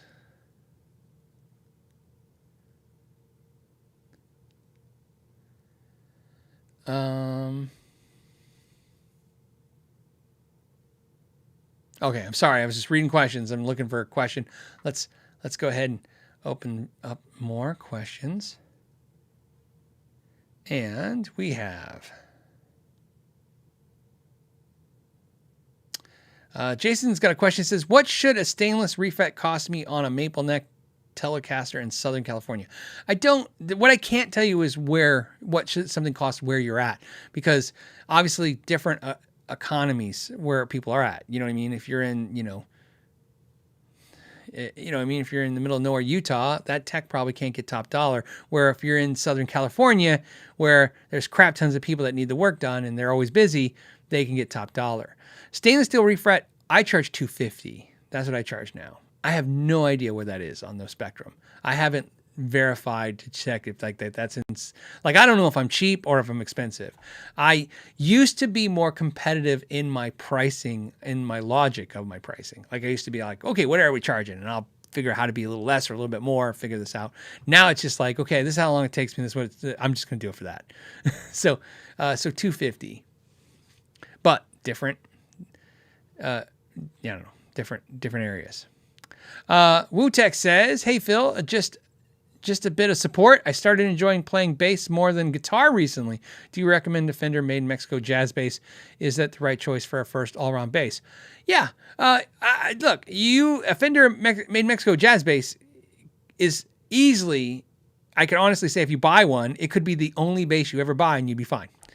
If you buy a Fender Made in Mexico jazz bass, there's no logical reason. Now, of course, you could say like later you want a different sound or whatever, but there's no reason if you buy that bass like in 10 years or 5 years or 2 years or 1 year or whatever, when you're playing and you're better, you're like, how did I ever think this was good? And you'll go to the next thing. It's a great bass. So there you go. Absolutely. Alan Sam's Music says, I bought a Wolfgang Standard this week. Where did you find one? They're a little difficult. Actually, you know what? I saw one in the Guitar Center this week. Bought a Wolfgang Standard this week. It has a Floyd Rose Special, having some issues with the guitar staying in tune. Any tips? Sure, because you got a locking system, so we know it's not going to be the nut, right? Remember I was talking about earlier that in a lot of tremolo cases, the nut is the issue. So with that guitar, it's staying in tune. There's a couple things you want to focus on. First, you want to make sure the strings are stretched properly, because once you lock them down and they start stretching, you're back into that hell again. The other thing about that guitar is you got to make sure that it's against the body. If it's not a floating bridge, I'm pretty sure they don't do those floating, they're against the body. Sometimes they're floating a little bit. So sometimes you want to make sure that there's no gap and the bridge is resting on the body, so you might have to tighten down those springs, because as that bridge floats, it's going to go in and out of tune. Those are your biggest issues with that guitar, and other than that, I mean, there's no reason it shouldn't not stay in tune.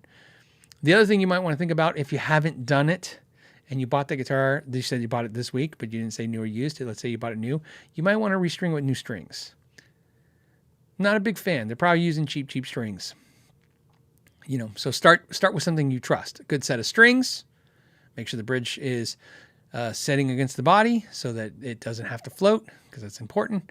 And then after that, it's pretty straightforward after that. You just want to make sure you tune it up and you're good. Clay says, the Buckethead Les Paul body was purposely made bigger as per request. Does anyone make a S-type body that's bigger for us bigger, taller guys? Yeah, Tajima Guitars. Tajima makes a Tele-size guitar that looks a little slightly larger body, and I don't know if Kiesel does it, but Kiesel's the Theos guitar, which is not as Tele style body, but the Theos Theos Kiesel guitar I have, that body is slightly larger than a standard Strat style body. So those are some ones I can think of right there.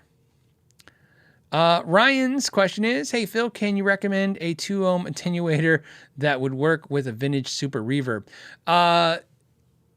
I used the hot plate.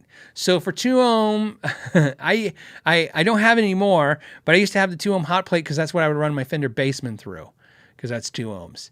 And so the 2-ohm, the hot plates. That I thought the hot plate did go out of business, I guess, but I thought it came back. But you can find them online. I think there's one on my Craigslist right now. So 2-ohm hot plate will do the job, no probs. So do that. Viped says, have a drink on me. Done.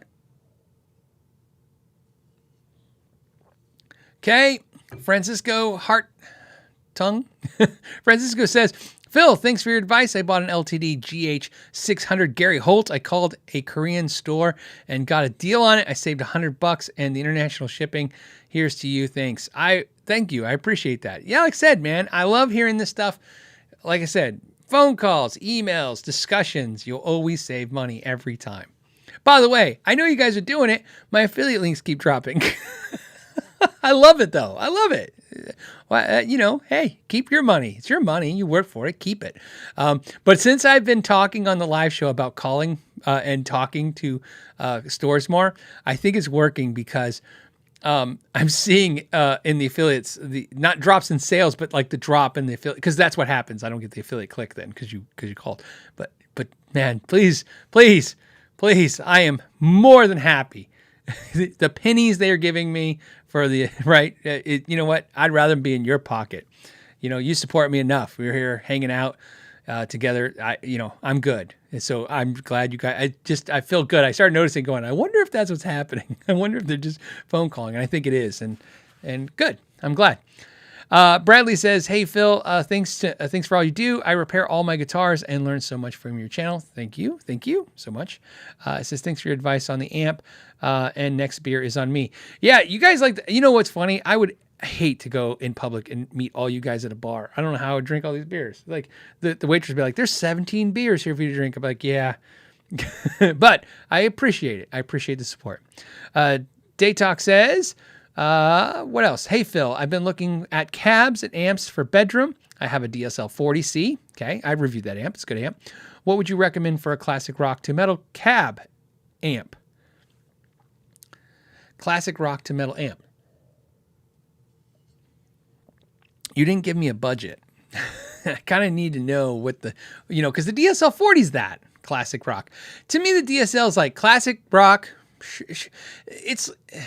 Everybody's going to have a varying opinion on, an amp and what it can do and the sound it can get. The DSL 40 to me is like, it does classic rock and it does metal, it does modern rock. You know what I mean? And it does all those things. And it's a good pedal platform, so you can put pedals through it. But maybe that's not what you're asking. Maybe you're like, you want to try something new, fresh. But, I don't know. To me, I'm going to put myself in your situation, okay? Maybe that will come at it this way. I'm sitting where you're sitting right now, and I have one amp, the DSL 40. And I'm like, man, I'd really like to have classic rock and metal. I would buy the 5150 pedal by MXR or the Friedman BEOD pedal or Lawrence Petros 87. All three of those, right? I mean, those are all three I'd recommend.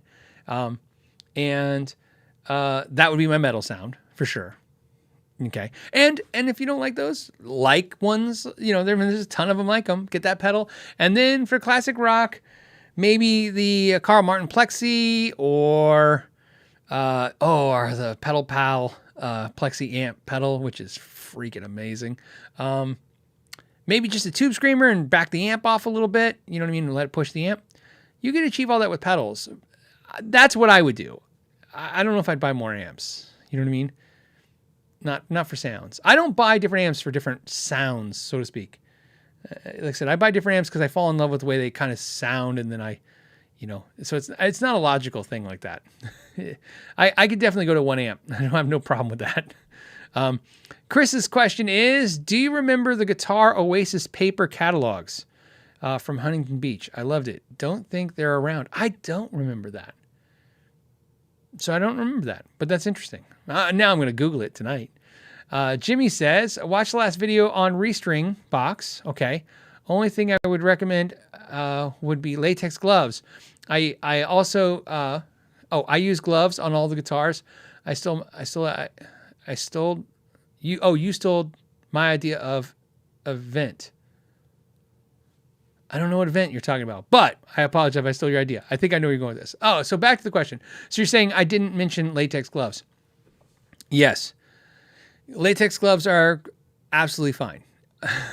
So yeah. So to add to that, yes, you could on a restring box. You're talking about the restring tackle box. You could also add latex gloves to that. Absolutely, absolutely. Yeah, I have no counter to that. There's no reason for me to disagree. So I agree with you 100%. Great idea. I see everything twice. Okay. I just went back and watched your Fluence video. Is your opinion on the Fishman humbucker still positive? Love the show. Yeah, of course. I like those pickups a lot. I like the Fishman Fluence. And like I said, I thought they sounded a little crisper, a little clearer, a little better than the EMGs. But I like the EMGs because they got this familiar sound to them. But I like them. Yeah. But since then, I haven't changed my, oh no, Fluence suck. I still like them. Oh my goodness. DZ Vic something. FICification. Divisification? Sure, why not? We'll go with that. It says, hey, Phil, happy Friday. Trying to get a Brian May-like lead sound, and so is everyone else. But okay, would setting the mid pickup on my single Strat to be out of phase be the right way to go? It would help. Sure, of course. The Brian May sound is so freaking amazing. It's such a great sound. But yes. How I achieve a Brian May-like sound is I use a P90. I find that will get me in that range of his pickups. Part of his sound, obviously the Vox sound. Brian May's a tricky cat. Obviously, he's got the treble booster into the Vox amp. he falls into a certain category musician that's a little tricky, like Angus Young, where a lot of his sound comes from how freaking loud everything is. You know what I mean? Crank it up. You know what I mean? So that makes it really tough for people who are not cranking the crap out of amps up to get that sound, because that's, you know what I mean? So you got to kind of find new and in Brian's case, of course, having his own own guitar with his own pickup, you know what I mean? The way it is. But so I'll use like a P90 and then or a Vox. I'll use a Vox or the Maz because I have the Dr. C, which is kind of like a Vox type amp, and then a boost pedal. But yeah, you do that because part of his sound, besides that kind of really cool mid-range, full tone, full note, sick tone, is his amazing sustain. And a lot of that sustain just comes from epic, that's speaker movement, man. That's just literally, you know what I mean? He's just cranked and it sounds great. And the guitar's alive. There's a beautiful thing for, you know, it's dawned on me as the world has changed over the last decade, how many musicians, how many guitar players right now watching have never played with an amp that's so loud it immediately gets the cops to your house or to the bar, you know what I mean? Or to the club, you know what I mean? It's playing loud it has an amazing effect on the instrument that is hard to simulate. But we have to, because a lot of us are not playing at that volumes anymore, and it has nothing to do with you're a hobbyist. I mean, musicians.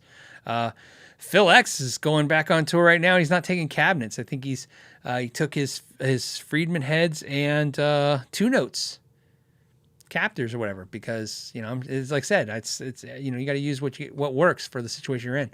So that's what I would suggest for that. Brian says volume more better. Volume is it's amazing. You find the more you have to, the more you don't have volume, the more you have to add the delay. You have to add compression. I use compression like a sustainer pedal. I'll use that to do it. You know what I mean? So Ben says everyone needs to play loud once in a while. I don't disagree with that statement. There's something that happens when you play. You don't have to be crazy. Okay. I'm not talking about, you know, but here's how loud you have to play. You have to play loud enough to where you actually need earplugs again, because it's not so much the volume in your ears. It's the amp and how everything's reacting. It's just a very, very amazing experience. Like I said, everything feels alive. It's great. That's why when I do a lot of the reviews, the amps are cranked, because you know, which is why sometimes, like, it's the toughest part of my videos for me is the amps redline my mic. And so I have to edit out all my mic when I hear the sound samples, and then every once in a while you catch the end of something, that's my mic clipping out. And so, you know, sometimes I fix that by putting the amp out of the room, but that gets tough too. I mean, so yeah, it's a little tricky. But I like to have the amps loud as much as I can in the videos, because it's like the truest sound of the amp a lot of times. And then, of course, unless I'm just trying to show how quiet the amp is. Chuck In Music says, greetings, Phil. Have you ever checked out the Graphtec Piezo system for electric guitars? What are your thoughts about using acoustic IRs with it? So I have never used acoustic IRs. So I not with that system. I've used acoustic IRs, impulse responses, and everything from pedals. And I like all that stuff. So it's definitely really cool. The Piezo system, just the Piezo system in the Graphtec I have used and I like. It's never the system. So I've done so many damn Piezo systems. Let me tell you the two things that my experience gives me from installing enough of these damn things. First, they break like there's no tomorrow. Not Graphtec, just all of them. And nobody can tell me there's one that doesn't. They all break. I don't care if you got an expensive Parker or a Petrucci Music Man, if you got the Paul Reed Smith one, because they're all usually LR bags, or you know what I mean, or Ghost, not Ghost, LR bags or Fishman. They all have these problems, right? They all break. When I say they break, you don't even realize it. So many of them, you have to pay attention. Like you'll strum them, and if you're not paying attention, even though a lot of them have individual volume adjustments for each saddle, even if that's fine and you're adjust, sometimes like one of the saddles doesn't resonate the way the others do. and so now your D string's not as loud, or your D string, I said D, your B string's not as loud. It happens all the time. So there's issues with that. There's issues with popping sounds on those. They just are problematic by nature. So that's the first issue. Okay, so the second problem with them is they all have a particular sound. Okay. I think they're the opposite of the analogy of EMGs, right? Like if I want an analogy for EMGs, I say EMGs are like A1 steak sauce. Whether on the steak or cardboard, it tastes the same. By the way, I like A1 steak sauce, but still, I like the analogy. So to me, if you told me like I'm sticking EMGs in 3 different guitars, what's it going to sound like? I'm like, it's going to mostly sound like those EMGs, right? Don't care how much different the guitars are. The EMGs are going to be a big part of that sound. They just dominate the active pickup system. The Piezo systems are the opposite of that effect. The Piezo has a certain sound that it always has, but as soon as you put it in a guitar, every guitar, it sounds totally, totally different. So the reason I give you that piece of advice is it's not so much the system. So when somebody says, oh, is the LR bag system good? Is the Fishman system good? Is the Graphtec system good? Yes, the answer is yes. They're all good. Do they sound good? Depends on the guitar. Some guitars are just horrible sounding with Piezo. There's just something about that guitar and that bridge put together. Even if you run it through, you just find, sometimes I've had it to where I'm shoving it through a acoustic preamp, impulse response, out to different acoustic tones, you name it, whatever you do, you're all just trying to fix crap. It's a crappy sound and best you can get it is okay. So that's the thing that sucks about them. So installing them sucks because you don't know what you get until you install it. What I can tell you is I'm gonna give you a joke. Here's a joke.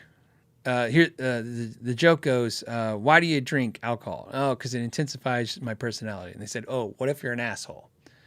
It's a great joke. The Piezo system is that same joke. Whatever guitar you stick it in, whatever that guitar sounds like, you're going to intensify that personality of the guitar. So that guitar, if you strum that guitar acoustically, I don't care if it's a Strat, I don't care if it's a Les Paul, I don't care what guitar you have. Don't plug it into an amp. Strum it acoustically and listen to it. Whatever you hear, that is going to be louder. So if it's really clangy, that's going to be really clangy loud. If it's bright, it's going to be bright loud. If it sounds like a rattle can, it's going to sound like rattle can loud. You're just going to intensify whatever the hell that guitar sounds like. And it makes total sense because think about acoustic guitars. It has the same effect with acoustic guitars, those bridges. You put a transducer bridge in an acoustic guitar and the transducer never sounds as good as the acoustic, but it definitely takes whatever that acoustic guitar sounds like and makes that more. So if it's bassy, it's more bassy. If it's trebly, it's more trebly. So there you go. So it's cautionary tale is what I'm trying to tell you. But as which one you pick, here's what I would pick. Pick the one that is the price you like to pay and the one that looks the easiest for you to install. The Graphtec one is very easy to install. That's it. Here's why. A lot of times they have problems and you want to feel confident that you installed it correctly when you have an issue with it because they have like I said, they have issues. I was a Parker dealer from 2004 to the day Parker shut down, which I don't remember that was 2014 maybe. So there you go, 10 years. We fixed a crap ton of Parkers, and it's always the acoustic systems in them. And so you get really involved with acoustic systems. And it's not Parkers. It's not the guitars. The guitars are fantastic. It's that bridge system. And Parker's, I think, did some of the best ones, but it's just a problematic system. But when it works, it's great. Okay. Yeah, and so you guys are now putting comments about different systems. Again, like I said, there are systems that just sound better, but ultimately, I think it's the guitar you have to pay attention to more than the system. Okay, let's finish up the last question. Here we go. I think I saw 2 more, so we'll do it. And we'll see if I'm right as I refresh right now. And yep, we have just a couple more. It says, hey, Phil, this is from Guillermo. It says, hey, Phil, I've been MIA, missing in action, working all the time, but here is for the beer on me. Kudos and best regards. Thank you, buddy. I'm glad you're back. I hope you were missing in action for good fun working. Maybe it's fun working. I don't know. Sometimes it's fun working, right? Sometimes you're on a project. It's good. But I'm glad you're back. Adam says, can you please explain how the buying process from manufacturer to store to customer? Sure. Well, pretty straightforward. I'll keep it easy. Let's keep it easy. Okay. We're in our business, in our industry, for a manufacturer store. First thing that happens is stores just don't buy from manufacturers. That doesn't happen. Our industry is all about authorized dealerships. So there isn't like hey, I really like that. I like your Strat. You don't call Fender and go, I like Strats. Can I buy 6 of them? You literally go through an authorization process to become a dealer.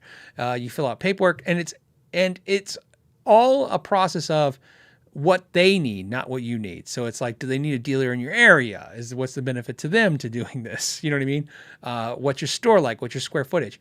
And you could argue, obviously that's Fender. You could go to a small manufacturer, but most small manufacturers are going to say the same policy where they want you get approved to be a dealer, to be an authorized center for this brand. Now, some manufacturers, and it's all by what they need, right? So if a manufacturer needs dealers, they may actually hire someone to actively go out and find dealers. Those are third-party sales representatives, right? And those sales representatives might actually carry, we call it a line card. They might have 5 or 10 brands on their line card. So in other words, when they walk to your store, when they contact you, they're not a dealer for, like, here's a good example. Godin doesn't have an actual sales rep. So at least in my area, they didn't. Different areas have different things. So my sales rep was Godin, Seymour Duncan, Big Joe pedals. I thought Kala ukuleles. I could be wrong. Like, he just had a bunch of brands. So he would come to your store and go, hey, you want any of these brands? And you're like, yeah. And then, he would set you up each one with paperwork for each brand, right? So that's how that would work. Once you're authorized, then in the authorization process, there's like a couple things. First, does your store, have the square footage they want? Does your store, some of them have time in business. They don't, you open last Tuesday, they don't want you, but maybe you've been in business for a few years. The other thing they're going to do is go, okay, location's good.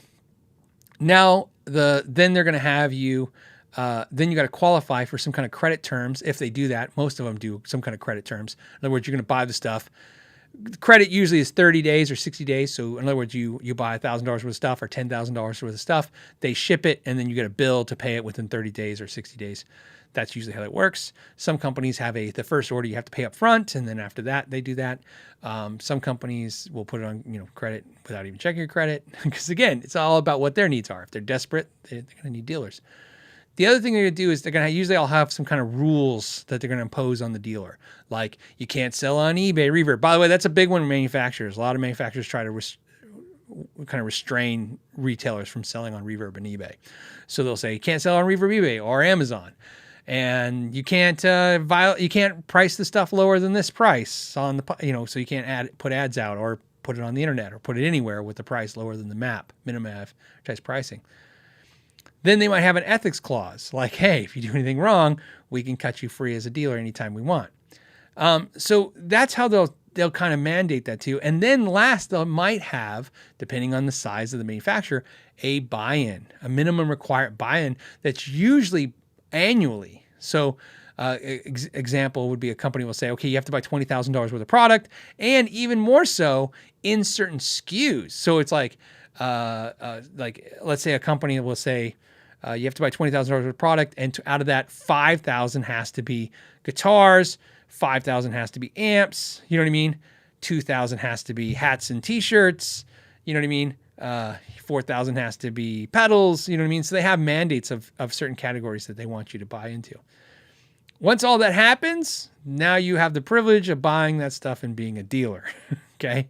Another thing that's also important that really sucks, but it's just the truth of it. A lot of times a manufacturer decides if you can be there, carry their by walking in your store and see what brands you already have. So they'll walk in and they go, okay, he carries 6 brands that any dealer can carry. So he's obviously, he's not prestigious in any way. So why put our brands on the walls of this store? So that's how that's going to work. And then, so now your next part of your question is, okay, so manufacturer to store, store to customer. Store to customer, it works really simple. You try to sell all this stuff as fast as you can because one, you need money. That's good. And two, you're also going to have to buy in again if you want to keep that brand happy to some degree. That's all in the concept of new stuff. You use stuff. You don't have to deal with any of this stuff. Customer, it's simple. We have baked into our industry a 30% margin, or we call 30 points. That's what you're going to see. If you buy it for $100, the dealer bought it for $70. That is not everything. That is just, if you gave me 10 products in this industry and told me what the price ranges are for dealers, for the average dealer, it's going to be a 30% margin. So, and that works exactly the way the other thing works. If the manufacturer is more desperate to sell product, they might give you 40% margin or double 50% margin. So you pay 50 and you sell it for 100. Ironically, the companies that give you the biggest margins are also the companies you end up having to discount the most, because the company's like, I've never heard of a fartin' tin guitar. And you're like, oh, they're totally great. They're going to be the new thing. And you're like, it's really weird. And you're like, well, it's $6.99. You're like, I can buy a Mexican Strat for $6.99 down the street.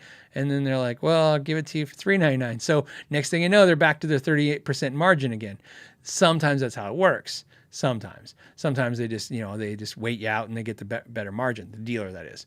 So, and that actually works within the same brand. For example, it is very common for huge companies like Gibson, Fender, and Ibanez to give you more margin on acoustics than they do electrics. It's just a really common thing in our industry. So if you make 30% on guitars, you might make 40% on the acoustics. You also have buy-ins where the amount of buy-in dictates how much that price is. For instance, there are companies like Boss pedals that don't really do a whole lot of buy-in. So what happens with Boss is they're like, okay, you want to buy a Boss dealer, it's 72 pedals or whatever. You have to buy that many pedals. And if you buy 70, and if you buy this many, then the price goes, then incrementally Boss goes down in price. But at some point, it's just like, that's just the price. I don't care if you buy 10,000 now, that's just the price. So buying in bulk does save you some money, but not always. Some companies like Fender are not going to care. You know what I mean? They're just going to be like, if you buy 50,000 or if you buy 100,000, they're like, yeah, it's still the same price to you guys. The other thing that happens that's important is if you buy more, sometimes the benefit is not lower prices, it's free freight.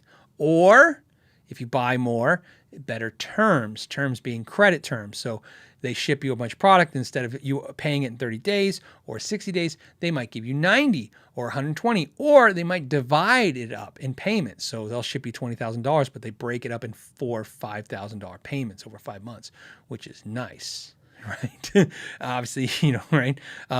And some companies like PV has its own in-house, it's called PV Finance. They have their own in-house financing. So what PV does is PV will send you product, put it on that terms, but it's on PV Finance and they charge you interest on that. So some manufacturers charge interest on those waiting for those payments, and some don't. And then that's basically the process. And then, of course, the same thing. You get the stuff and then you sell it to the customer. And that's how it works. And that's what I'm giving you is most middle range stores. So that's small stores and mid-range stores. Obviously, Guitar Center, Sweetwater, totally different world. Totally different world and how that works. It's kind of the same, but different. Obviously, bigger players get to dominate. They get to dictate a little bit more.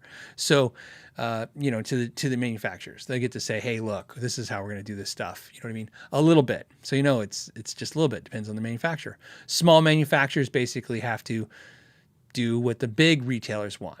Big manufacturers sometimes work in a more cohesive relationship with the big retailers, where the point where neither one is really telling each other what to do, because there's just not enough clout either way. So,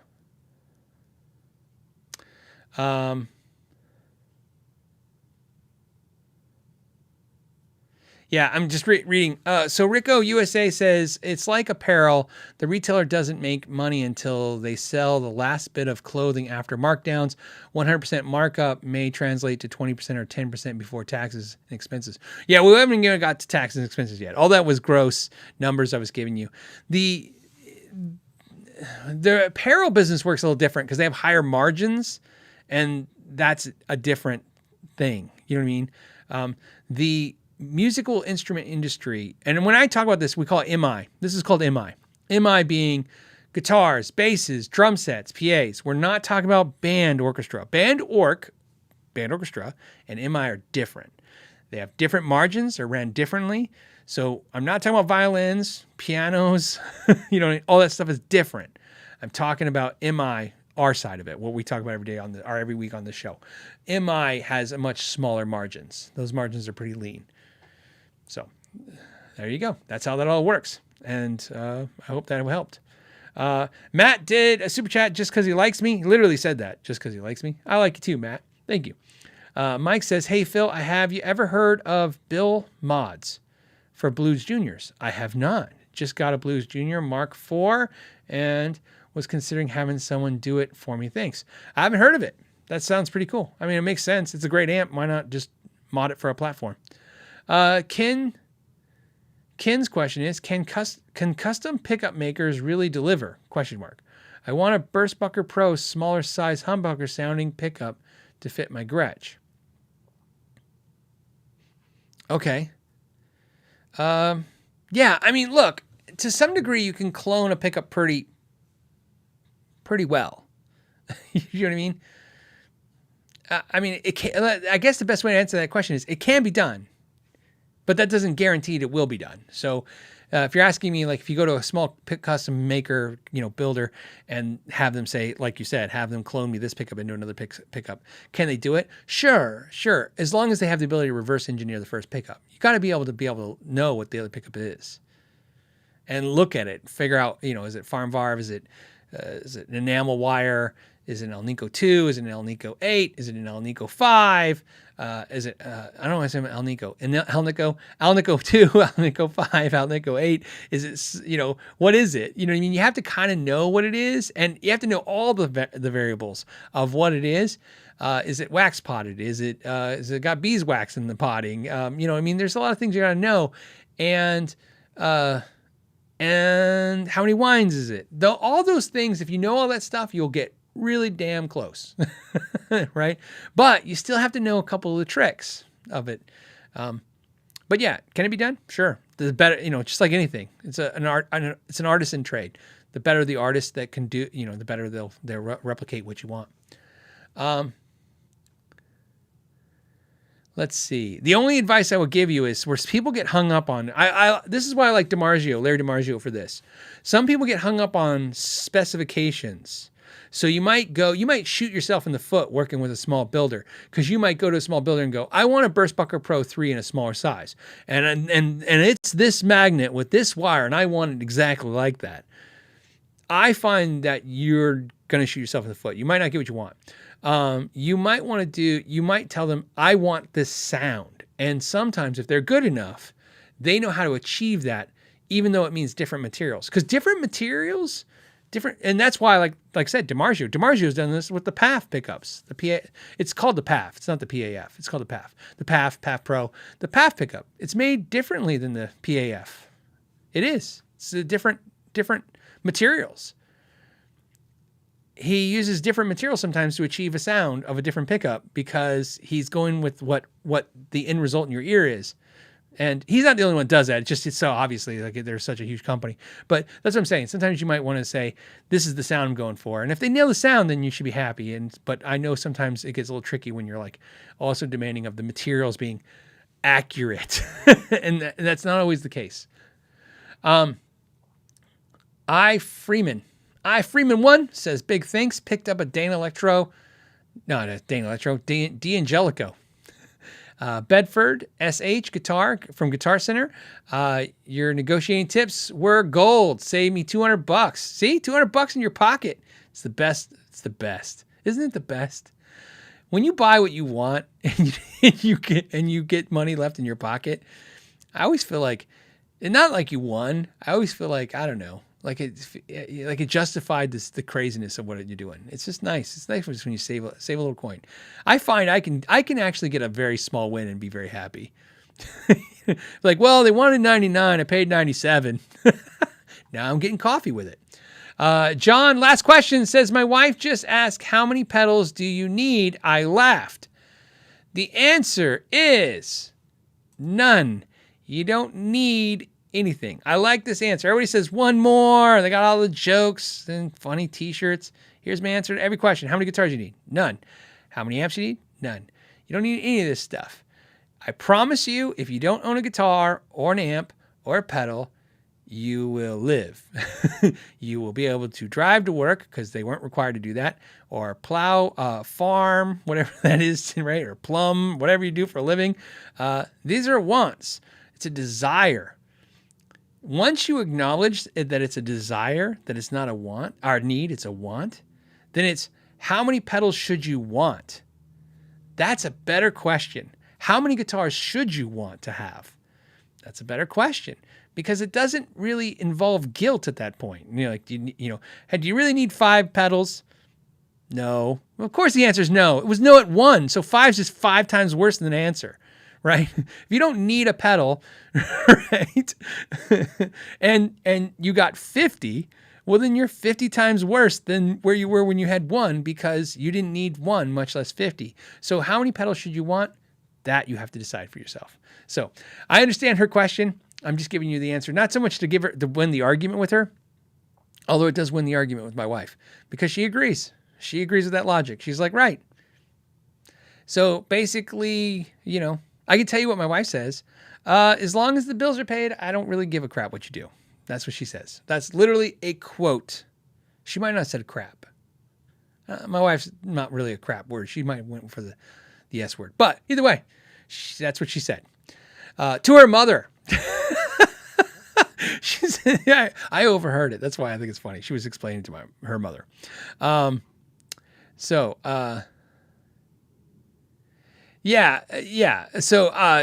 Sean Brooks said, that's like me asking if I need $1 million. Right. See what I'm saying? It's like, it adds a gluttonous kind of feel to it when we talk about the need thing, when there's no need. You know what I mean? And that's why I've learned why you can't win that argument, because you'll never justify it because of that reason. You can't justify it when it's not even seems like a lot, much less a lot. On that note, we're going to go. We got a weekend to start. I hope you guys are all ready for your weekends. I hope you guys plan to play a lot of guitar and have some fun. And maybe get outside because the weather's getting a little better for a lot of people out there. Do that too. Take your acoustics out. Now it's time to put the electrics down, take the acoustic outside, and have some fun. And on that note, I'm going to leave you. Thank you guys so much for hanging out with me this week. Till next Friday, thank you so much for your time.